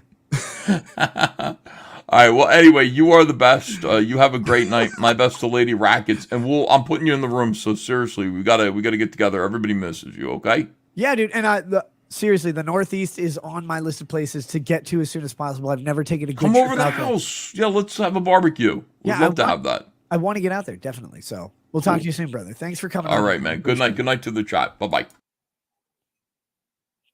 Well, there we go. Ethan Van Sciver, the Sunbeam Pie Eater himself. And I'm glad to see his sunny disposition is still there. The only thing I regret is that he had, I think, more stuff to show me. I said, we'll do it after the Rumble flip. And then I didn't do the Rumble flip. So that's on me. Egg on my face or whatever, which is stringy. But we'll get to that stuff some other time.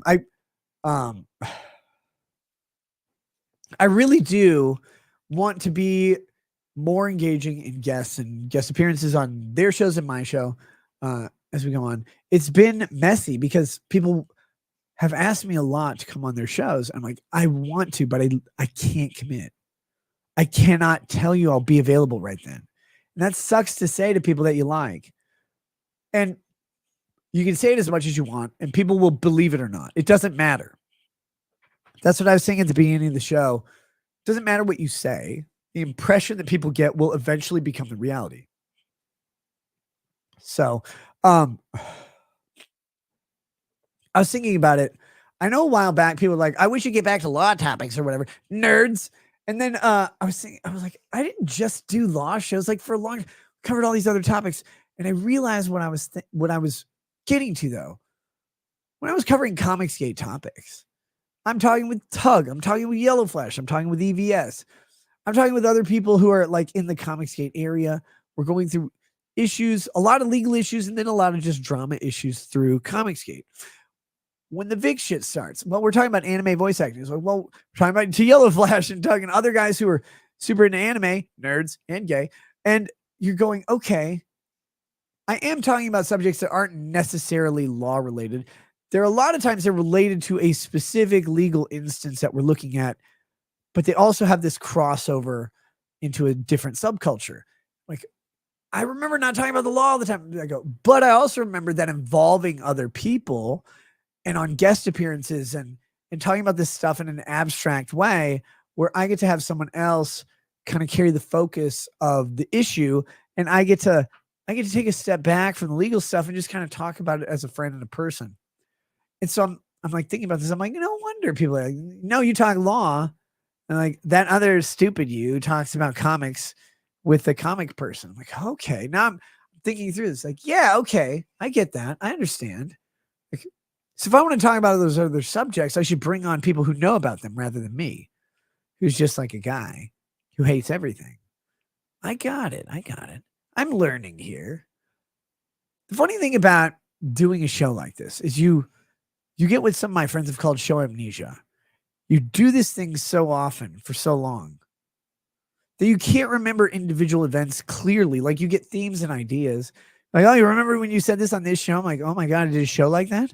I did that show? When was this? And they tell you the date and you're like, I figured I was in prison at that time. I don't know. And you get this show amnesia. You don't remember what you've talked about specifically. You got general ideas, but you don't remember the specific show. It's then people are like, well, you did this and this and this. And you're like, no, I didn't. Like, that's not how it goes. It was something else. And you start to look back, which is hard to do because how do you look back? If you have 2,500 live streams, how do you pick the ones to look back on, to figure out what you did and didn't do? It's not always easy. Someone gives you a link, sure. But if they don't, you go, huh, what was I doing? How was I incorporating this content that I remember really well?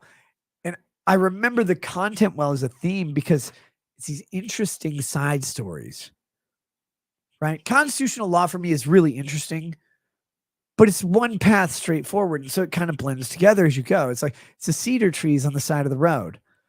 After 20,000 cedar trees, it's just a cedar tree. It might be interesting on its own, but there's a whole bunch right next to it. So you like that in concept, but individually you don't really get excited about it. But then you get to apply constitutional law to an issue of like comics publishing or whatever. You go, holy shit, now this is pod racing or whatever. And you merge these things that you're interested in with a thing that makes it more engaging. You remember those things. And so then you go, oh, I used to do this, but that's what you're picking up on is these moments. So one of the things I've been wanting to get to is more guest appearances like I used to do, because it was just, it's fun, it's levity, and it's friendly, but it's also really engaging on these subjects. I get to talk about stuff I don't normally talk about with experts. How often do you get to talk to an Ethan Van Sciver or a Doug TeNapel about creating comics? How often do you get to do that in your life? That's fucking wild. How often do you get to talk to Grums, project lead on fucking Diablo 2 for Blizzard? How often do you get to talk to that guy about what makes a good video game? What makes a good dev team? What are personnel issues? What's it like struggling as an independent creator, even a guy with your name recognition? How do you tackle these issues? Why do you like anime girl belly buttons so much? And you get to these subjects and you're like, oh my God, Grums is a foremost expert in the United States on anime girl belly buttons and navels. When else would you get to talk to someone about this, of this caliber?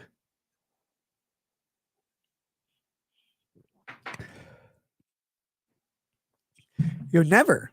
That's the privilege of being a YouTuber, is that you get these opportunities. How often do you get to talk to Tim Pool about fence sitting and about being neutral on every subject? Like, where else can you get that? How often do you get to talk to the Quartering about like media production, grifting coffee, and really just maximizing the amount of patties on your Wendy's Colossus, which is the off-menu item? Nobody knows.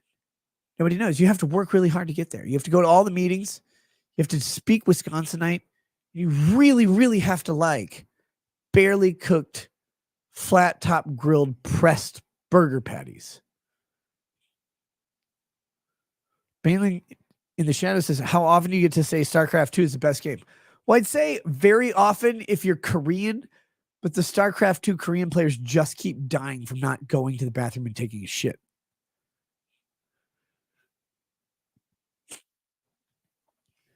Mikey P says, F all Fig mods. Yes. Rip Kentaro Miura and Akira Toriyama. May God have mercy on heaven, because those two losers just showed up and introduced anime to heaven. St. Peter is going to be watching a tentacled Saiyan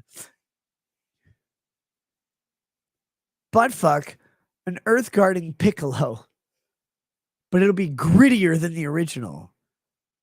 And Peter's going to be like, you know what? I'm going to watch episode 2.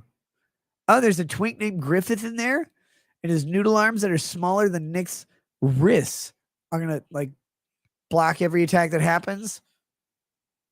All right. Cool. And he'll be there watching it. He won't be watching the pearly gates, and then the Mexicans will go in there. He also says, Nick, pick that nose up. Ethan looking studly. I can't pick it up a week. Saul DC says, did he get the monkeypox vax too? No, I went to the local gay to get the monkeypox vax, and he said he was tired. Saul DC says, did he get the monkeypox vax too? Wait, that's the one I just read. Ellie Van says, Nick's apple pie for president 2024. It's going to be gone before then. Ellie Fan says, pie as president is greater than potato for president. Why do you hate the Irish, Ellie?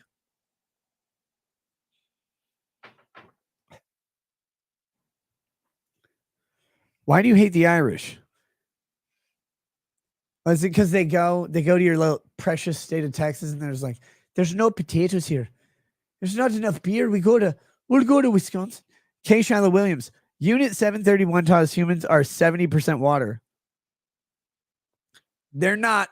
You're not 70% water. Guy, go get a hydration test. You're not 70% water. And if you are, you're probably overhydrated. Pretty sure a map can be rack dried and stretched on a wall and look pretty nice. Thanks for the show. Good to see you, Uncle E. Bainley says, you turned into a furry while I was gone. Damn. No, I think we talked about this with the diaper fetishist. It's like, you're a diaper fetishist. He's like, yeah. Like, so you wear diapers and piss yourself and stuff. He's like, well, I don't poop myself. That's gross, but I do piss myself. Like, well, okay. What's worse than you? He's like, well, a furry diaper fetishist. Like, you know what? You win. And then he went on to exclaim how furries are worse than every other kink / degenerate, because for whatever degeneracy you could come up with, the worst stuff, you can even go to horrific, illegal, murdery stuff, right? Like Tess Holiday taking off her shirt or whatever, and realize that there's a furry version of that. And that's always worse than whatever the regular version of that is. You're like, oh my God, look, it's Hitler. But what if Hitler was a furry? It'd be worse. If AOC was a furry, it'd be worse.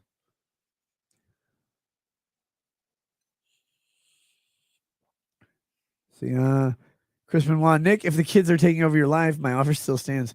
Now, Chris Benoit, I think you should learn to discipline your own children first.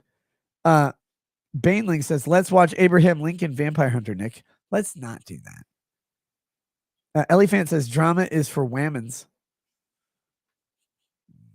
I'm not going to talk about that. Elephant says, I am timing you to see how long you take to read this. How long I take to read this? Do you think I'm illiterate? These weren't complicated words. Do you mean how long it takes me to get to your super chat? Because that's way different than how long it takes me to read this. Look, Ellie, I know, as a Texan and as a woman who is also dumb, that it takes you a long time to read your own chat. It didn't take me a long time to read your chat. It's very easy. But I didn't get to it in time. That's not because of anything other than I got to it when I wanted to. Bainling says, Nick, tell EVS how Subway used to cut their bread. I found video evidence of the U-gouge. Fuck you guys. Here we go. Damn it. Where did you... There it is. Wraithchild78 says, they gifted a membership. Thank you. Bailey says, Nick, don't let Evian browbeat you. He liked Barbie. You know, I know Barbie wasn't as bad as everybody said it was. Ethan liked it. I was like, you know what? I understand storytelling because Ethan understands storytelling. If he tells me Barbie is not bad, maybe I have to wonder why all the people I know are saying Barbie is bad before it's out. Pravnat Gwaldi, welcome to Lawyer Says. Rick Nikita says, kill me. Jack, you know what, Rick Nikita? I should have made you keep that bottle of Malort and you could have killed yourself that way. Jack Goff says, Nick has resting entrapment face. Yes. It's the worst thing. See, there's got to be. It's PRSR. It's in the DSM, Dick Sucking Manual 6. It's post Ricada stream regret. You go on a Ricada stream, you have a good, fun, jovial chat with me, who's lovable. And all I do is ask you to talk. And what you do, this is if you're in controversy and you're like mean about it, because I don't try to do this. What you do is you come on the show, you're like, yeah, I did a great job. And then all of your friends start texting you the next morning when they watch the show. They're like, dude, what are you doing? Are you okay? Do you need to delete that? You want to take that down? Like, no, what are you talking about? It's like, oh my God, like, did you see how you looked? Like, he asked you if a charity book costs $15. You're like, well, what the thing is like, just say it's $15. It was a softball question. It wasn't even fast pitch. Oh my God, it's a corporate question where you're like the corporate softball player, like where you're there and you're holding the thing, and they have like Ken Griffey Jr. and his overly roided arms come out, and he wraps his arms lovingly around you and grabs that wooden bat just harder than you are. And he helps you swing, and you always hit a home. That's what I did. I gave you the fucking home run. How much does it cost you when you charge people $15 to send a charity comic book to like the burn victims at St. Jude's? Like, they're like, well, the burn victims at St. Jude's, they go into urns, but the burn victims at Mayo Clinic, for example, they're still there in the beds. And how much does it cost? It costs $15. That's how much it costs, because that's what we charge. Our accountants looked at it. They said $15 is a reasonable price. We give, all the expenses and the charitable gift and everything. $15 is it. That's all he had to say. And he's like, oh, well, what you don't understand. It's like, no, I do understand why I shouldn't have asked you this question. Why I told you, I don't want to ask this question. You're going to fail. You're going to biff it. Please don't make me ask this question. I don't want to do it. If you answer this question, it's going to sound worse than it is, maybe, or it'll be bad, but I don't want you to say it. I don't want to ask this question. No, ask me anything. All right. You say you charge $15 for a charity book. How much do you charge? Or how much does it cost? Well, oh my God. And they always think they do well. And they wake up in the morning to a whole bunch of notifications that they didn't otherwise have. And they start getting pissed. They go on Twitter. Yeah, this lawyer, he's a fake lawyer. No, but White bread ass niggas, man. they always have something. They always have some reason that hoodwinked them. All I did was ask the question. I told him not to answer.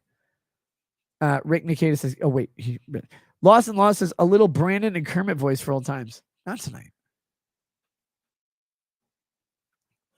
Adam Fritz says, disregard my Rumble rant. I need a toast.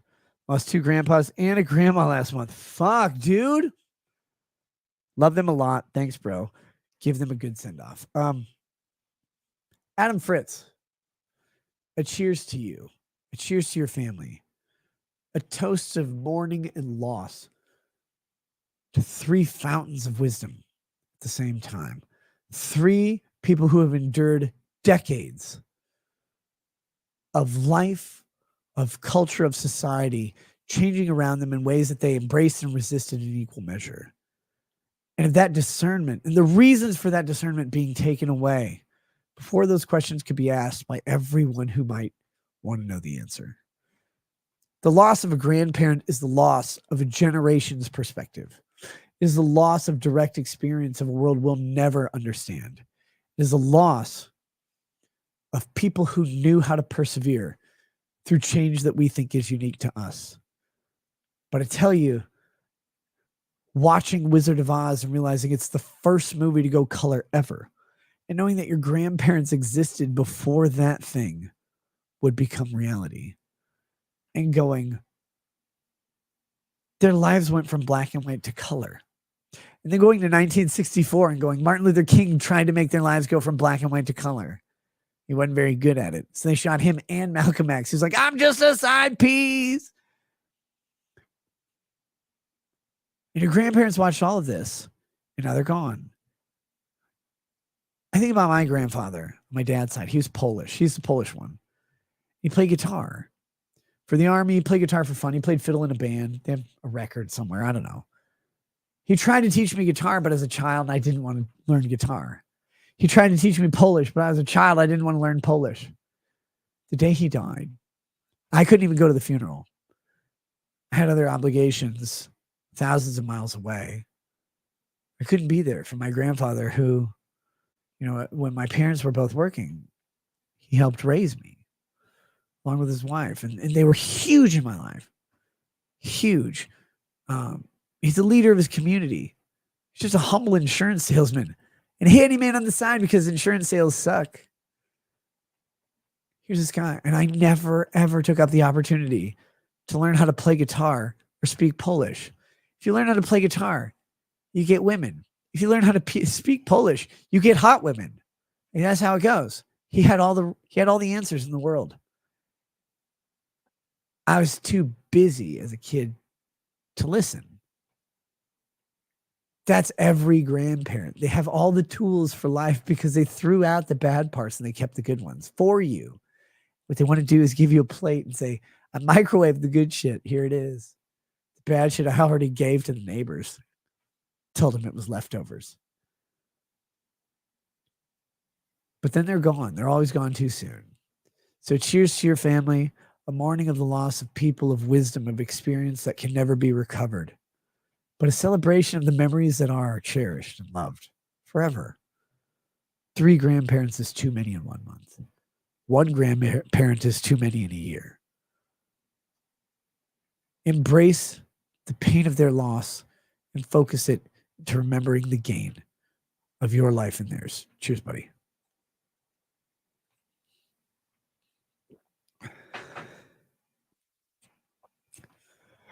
Here we go. Non-Stopolis says, Daniel said she blacked out when Trump was betting her. She blacked out. Oh, Trump called in. Look, substitute. Stormy, close your eyes. Trust me, this is me. Actually, I think he made that 2-bit skank feel like she's on cloud 9. I don't know, man. Who cares? Paying $130,000 to a hooker is too much. Yeah. We're going to do hush money payment for, but paying the right woman to be quiet is definitely worth that much. Bainley says, Nick, you're out of your hermit shell now. Have EVS on more often. Go on his show too. Enough of worrying about imaginary friends' feelings. It wasn't that. I was just trying to disengage from shit. It wasn't about other people's feelings as much as it was like, I don't want to be talking about this all the time. Save that for Twitter. Jack Goff says, Ethan is a coronal mass ejection. Gross. B. Ivory Law says Ethan found all the weight that Nick lost. Miss Charlie Love says EVS's comic book shipping update. Jack Off says, thanks, fellers. Hail chat. Check your ceiling. There are no cats up there. I sent them out to fight the raccoons. Squib says, we miss you in Comicsgate streams, Nick. Me too. Reformed Convict. It's a great show. Stay the course. You're great and loved. Wrathchild says, hi, Nick. I went and buy some beers, so maybe this came up. Ethan mentioned For the Fans Fest. Remember you and Ethan came up with the idea. He didn't mention that to me. I've heard rumblings about it happening, but I don't know if it's true. Jackoff says, good couple of shows. These last 2. 1 pipe per show and guess off and keep forking. Ellie Fan says, you're still not a real Texan.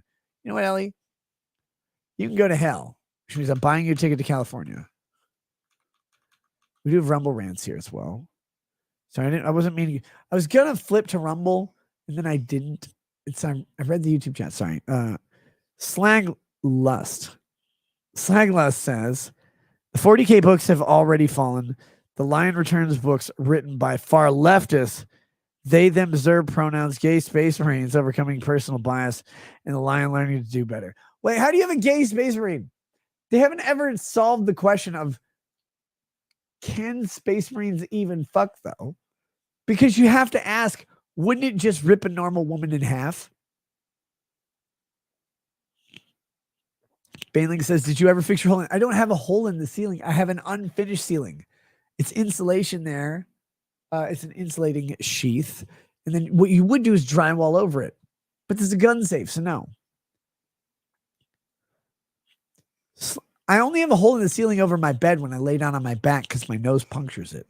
Slagless, wait, we read that one. Afritz 12345 says, hey man, not sad anymore, but I lost 2 grandpas and a grandma last month. Give them a proper Pope racket send off. Thanks, bro. I just did that. Thank you. Real Patriots Party. Nick, 2 things. 1, don't feed a pet canned food. It's garbage. Look, if Vito's at my house, I'm going to feed him canned food.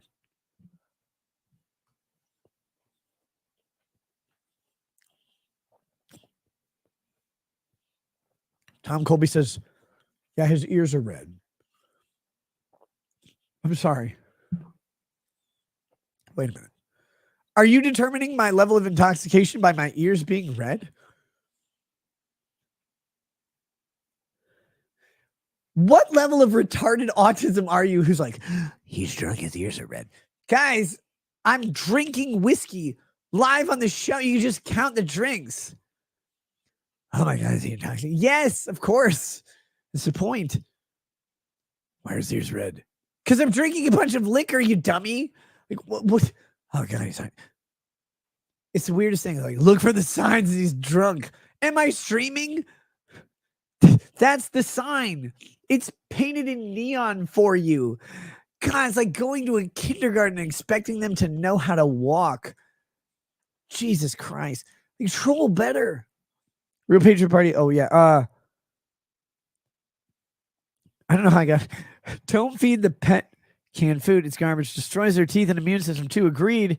You can set a price on a loved one because watch how fast they set a price on your life. That was the death panels. They're always there. Red Storms 5150. Oh my God. Why are you 50? No, bro, don't go. Never let the government pretend a private citizen gets to house you. Dark Hostess says you used to moderate yourself better, though. Man, go back and watch. Red Storm 5150 says our dog Whiskey passed away from cancer 2 weeks ago. We did spend $4,000, but that was the limit. She's a great dog. I miss her so much. Please toast to Whiskey. We did Angel's Envy.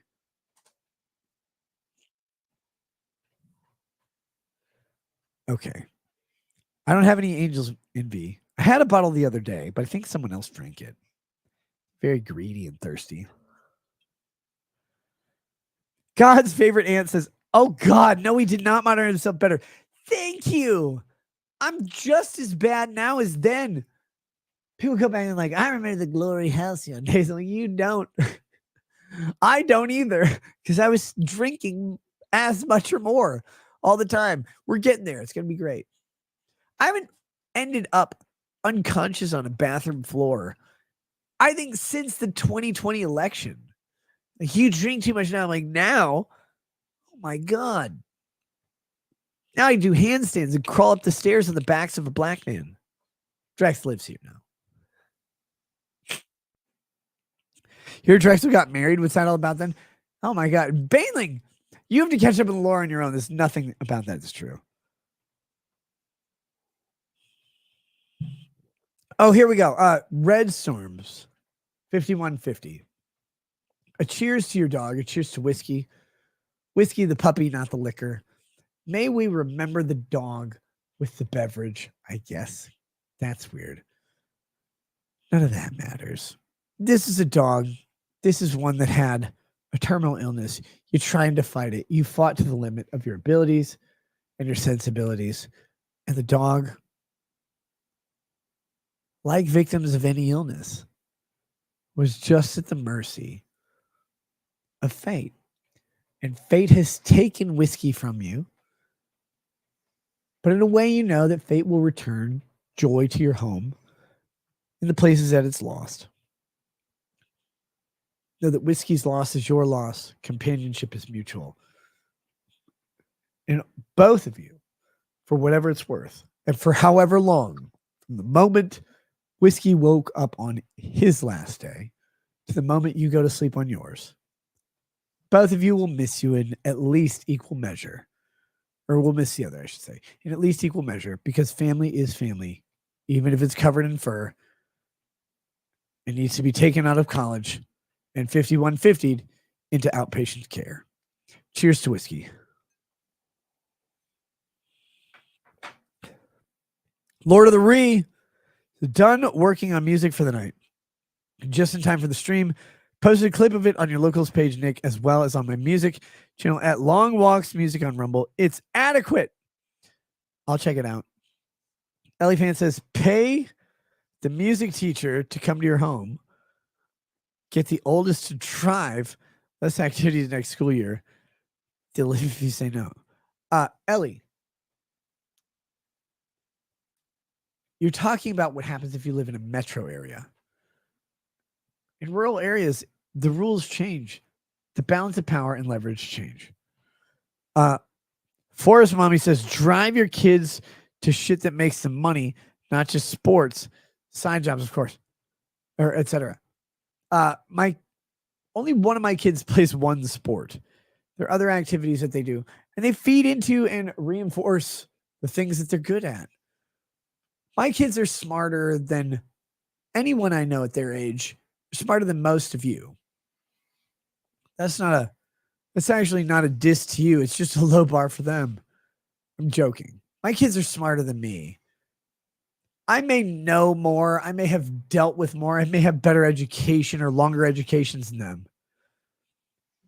My kids are better people. They're compassionate. They're caring. They're wise. They're like, I go, where did you learn that? They're like, oh, the internet.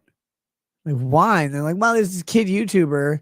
He's super cool. And he does all this funny stuff. And then he talks about his time in rehab where he became a better person. You're like, oh my God, that's like the kids' YouTube shit. Oh, because it's all of them. But you see these kids, you see the compassion they give, the care they have for other people. Like, oh, that's nice. That hasn't been beaten out of them yet. And you're encouraged. So then they do they do placement tests and they do whatever. And you're like, well, we aren't fucking up as bad as I thought. But in rural areas, getting back to the subject, there's like 2 violin teachers out here, dude. Pay the violin teacher to come out to your house. No, they're not going to. They have no need to. In fact, they cut their class roster in half. So we're not taking any more people in our class. Well, except you guys. You guys get to stay. That's only because my kids are good at it. Not because of me. I'm shit at violin. Kevin B19C says, if you aren't eating about 1 gram of protein per pound of body weight, you're just going to get fat. Stop eating pie. You stay. Well, is that how the gays in prison stay so skinny? Ellie Van says, the people giving you crap secretly want you to succeed. People who give you crap are. Not everybody gives you crap. You have to start discerning this shit. Here, speaking of the angel, Richard O. Team says, Ethan, you ever plan to be a swinger like Nick? You go to hedonism too. I've never seen a swing that could support Ethan. So I don't know what you're talking about there. He says, Ethan, I'm sorry you believe anything this guy says. He has never kept any of his promises. Locals still waiting for the gift. Ooh. Nick, have you told Ethan how you called Monograph a child molester? No, I figured you could read it in the public filings. And Monograph should sue you. Said if he sued me, I'd win. While you lie about Monograph, never asking you to take it back.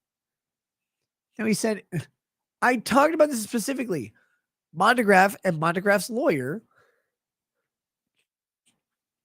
could have said at any time, hey, let's settle this out. You need to redact this statement or retract the statement on this place and this place and this place. Monograph sent a super chat saying, take down all defamatory streams. So if I take down a stream, I'm admitting it's defamatory. Monograph, I actually did what you asked. I took down all the defamatory streams. None of them. Nick loves free speech, says, you can't hide, you fag. You lied. It's going to ruin you. Okay. God, I wish I lied. Nick loves free speech, says, Ethan, why did you call Monograph a child molester who should be shot because you heard someone else say it? Well, maybe it's because he is. I don't know. Probable cause says, why would anyone want to talk to Jeremy Hambley? I like Hambley. Why are you mean to him? You shaved his beard on my show.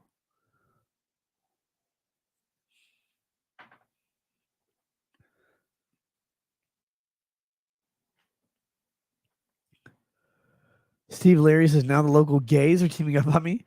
I knew I should trust you, gaffs. Wait, we're the local gays, Steve? Wow. Okay, I have no idea, but I love it. Where are we? We're about at the end of the show. I've got a couple locals chats here. Neurodivergent one says, hey, Nick, Phil gave you another shout out on Timcast IRL the other night. So Timmy needs to get you on again and said everyone should give your show a watch. Cool. Wait, are you talking about Phil Labonte? Phil Labonte? When you say Phil, I went to DSP. Oh my God. Phil Labonte's cool. I need to have that guy back on. I liked talking to him. Neurodivergent says, hey, Nick, send Ethan the link to locals. He would enjoy the chat here more than YouTube. I can do that. We can make that happen. All right, guys. I think we're good.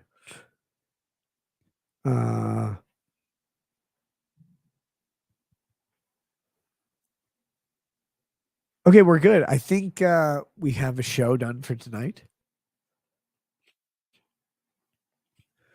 We gotta figure this. Where the fuck? There it is. I think that's it. Oh shit! No. Yes, we got them all. Okay, I just had to make sure. Look, guys, thank you for coming on tonight. Thank you for coming every night. Something that not everyone gets to say, but I do. I hope you have a good night. I hope you have a good weekend. I'd actually thoroughly planned to do a locals stream earlier, and here's why. I had some ruminations, meditations on death at a young age, because I started off today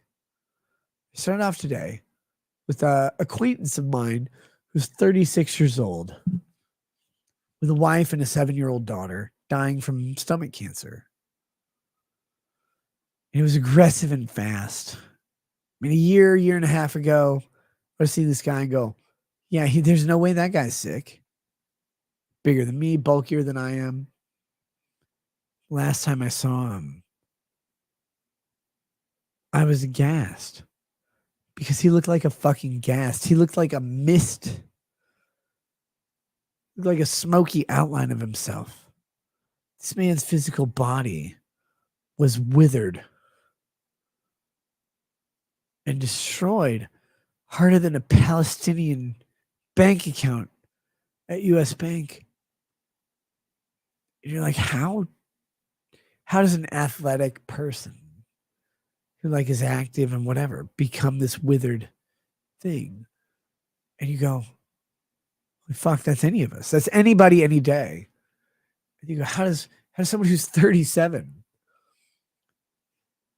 36, I keep saying 37, 36, how do they die and leave behind a child who's 7 years old? They'll never get to understand what their parent meant to them.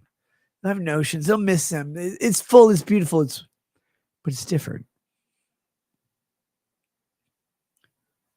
How's that child going to look at their parents' picture and say, I remember XYZ? Maybe they'll have a memory or two, maybe. But really, they're 7. They don't even understand why Cheerios make them full. You're going to expect them to understand why this relationship, this intangible connection between a person that they didn't come out of, like they don't have the same biological connection as a mother. So they had to get used to them as a baby, always around. They can't figure out why they want them or need them there, but they're comforted by their presence. The annoying converse that none of us want to admit is that we're comforted by their presence as well, right? The 36-year-old dad with a 7-year-old child. The child goes, I can't go to sleep without dad saying goodbye, putting his hand on my head. The dad says, every day I miss putting my hand on the child's head is a day I worry that's the last time I get to, because they grow up and realize that I'm not necessary for them to exist. My part's done. I can raise and nurture them. I can try and teach them to be a human that's better than me. But they don't need me to survive anymore. They have the resources. Someone will take over. They worry that they'll never put their hand on that child's head again and say, good night, I love you. Give him a kiss on the forehead.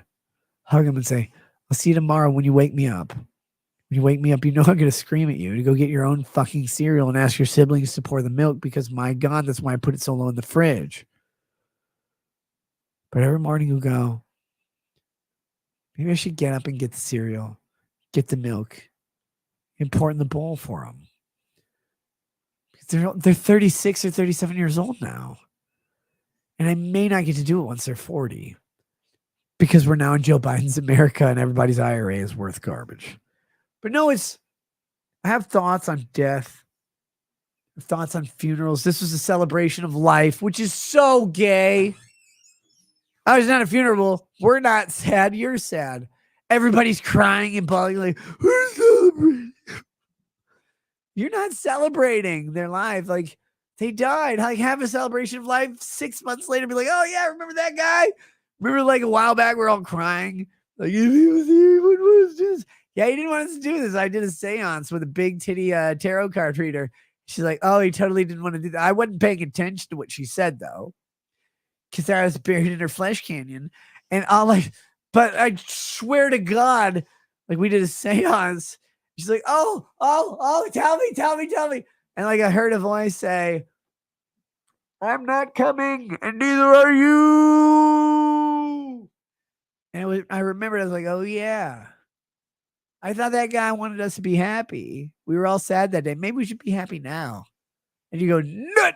You hit the nut button because the tarot card reader, his name is Eric. And you go, all right, cool. But we do these things. We do these celebration of lives. We do these semantic pretend buttons. Fake. We try and go, oh, yeah, we're happy that they're dead because they're in a better place. And it's like, oh, I didn't care about the person. I really just cared about them being in a better place. And that better place being maybe not even fucking real. The better place might be dirt with worms and shit. And probably a Chinaman. And you're like, God, I don't really want them down there in a box, but I hope what they're in is cool. Like, it's got free replays on skee ball or whatever. We all imagine heaven to be that. But you don't know. We pretend we do. Protestants are the worst. They're like, did you know you're going to heaven? I'm like, no, I don't even know what heaven is. God didn't tell me. How do you not know? Have you accepted Jesus Christ? You're like, oh my God, back up. Just chill. Like, I don't know, because it doesn't matter how many times I accept Jesus Christ. Like, I can accept Jesus Christos every time for $50 and never know if he's coming again. Jesus Christ says he is. You just have to believe it, because he doesn't have a credit card swiper in his buttocks. So how am I supposed to pay that guy and guarantee it? Do you believe in Jesus Christ? Sure. Okay, yeah. Do you know you're going to heaven? I literally don't know what heaven is. If you go ask 50 pastors what heaven is, 50 of them will say something retarded. You know, you guys like to skateboard, and people's like, I do. And he's like, you like chickens? He's like, yeah. Like, oh man, heaven's going to be pretty much what you already have now, brother. You got a skate park and chickens. And people's like, please give me the phone number for Satan. How do you quantify this? How do you quantify eternal bliss? We try to, like, in a concept. You can't. So you just go, they're somewhere better. Are they? I don't know. Are you? You will be. But you're not now. Motherfucker's dead in the ground. Like, oh, God, the only thing I didn't do was go to when they actually put him in the ground, because, the ceremony was long enough. Oh, we have food after. Oh, do you? You have food after? Thanks for the fingerling sandwiches and Vienna sausages or whatever.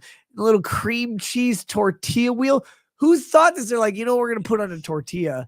A big-ass slab of cream cheese, one thin sliced cucumber, and your voting ballots QR code wrapped up. We're going to roll that up and be like, here you go.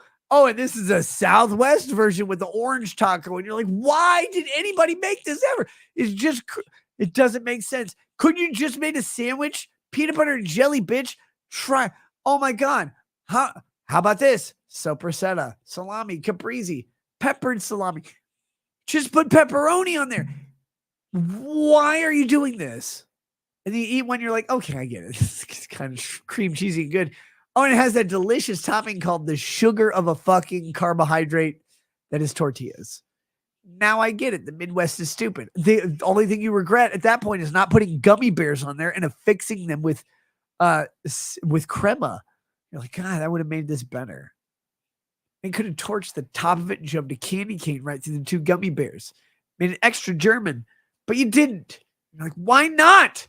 I live in the Midwest. Everybody else is the size of a goddamn Honda.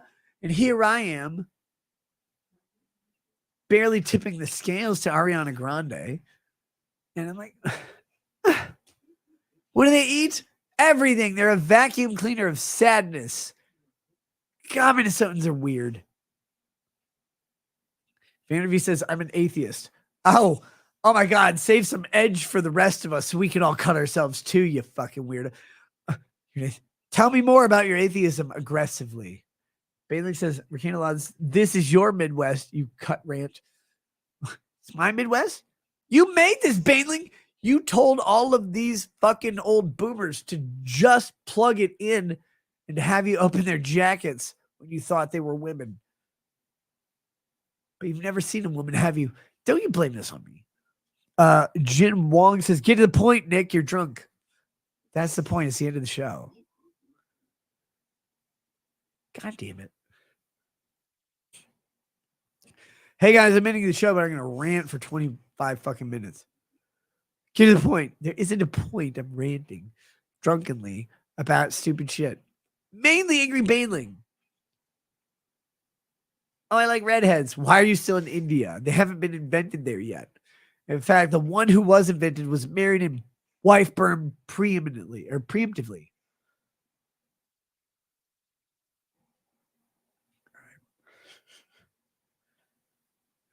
Dark Hostess says he's ranting about being in his 40s. Oh my God, no. How does everybody get this wrong? The 40s are not the problem. It's everybody else being not 40 that's the problem. Get it out, Nick. Rant, mofo. I'm basically done. If someone from India calls you, just tell them the Palestinians or the Pakistanis have their children. Excuse me. Go to bed, Nick, dear. Sure.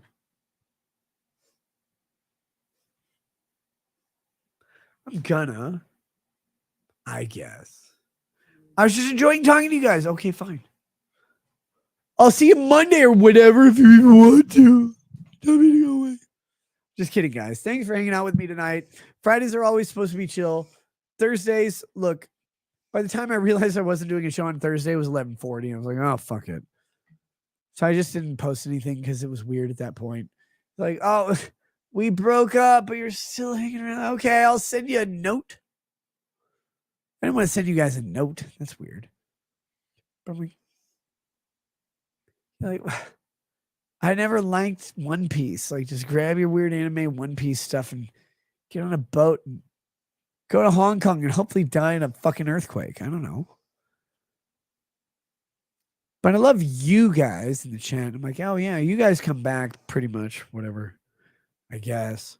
Freeloaders watching this stream for free, except for 15 of you. Or you're like, oh God, this is great entertainment. Glad I don't have to pay for it. This guy sucks.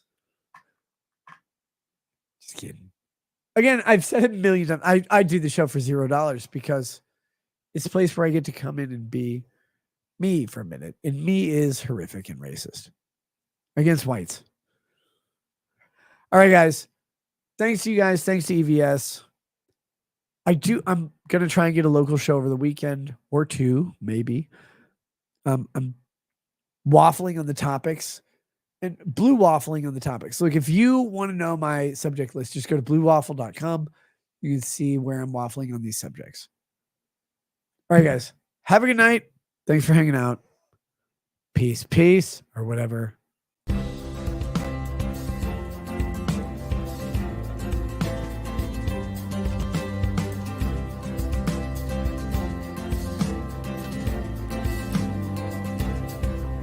He drinks a fair bit, but you realize that it just helps get his noggin jogging along. With his glass by his side and his kids asleep tight, we'll hear some lost-plaining tonight. With his microphone muted, we'll laugh at this boomer until he explains it's all part of the plan. Watch his face become redder as he becomes madder, raging at idiots from Twitterland. From the white shores of Maine to the hills of Glenlivet, there's no one who explains the law better than Nick. So pour out a glass for the ones who have passed, to make the law what we have now. Oh, his lady is fair, and she handles herself with the grace of one who has borne many children. As the wife of a lawman, she makes sure that he has the time and the place to provide for them there. So pour out an Ardbeg, a Balmore, a Lafroig, the spirits blow as the ones who get unemployed. So pour out a glass for the T-post on Twitter, as we hear lost planning tonight. From the white shores of Nairn to the hills of Glenlivet, there's no one who explains the blonde better than Nick. So pour out a glass for the ones who have passed to make the law what we are now. Oh, the guests are all planet folks from Dundee to Drexel. They bring their perspective and spice to the mix. But the reason we're here and the one that we cheer is the one who is showcasing us his career.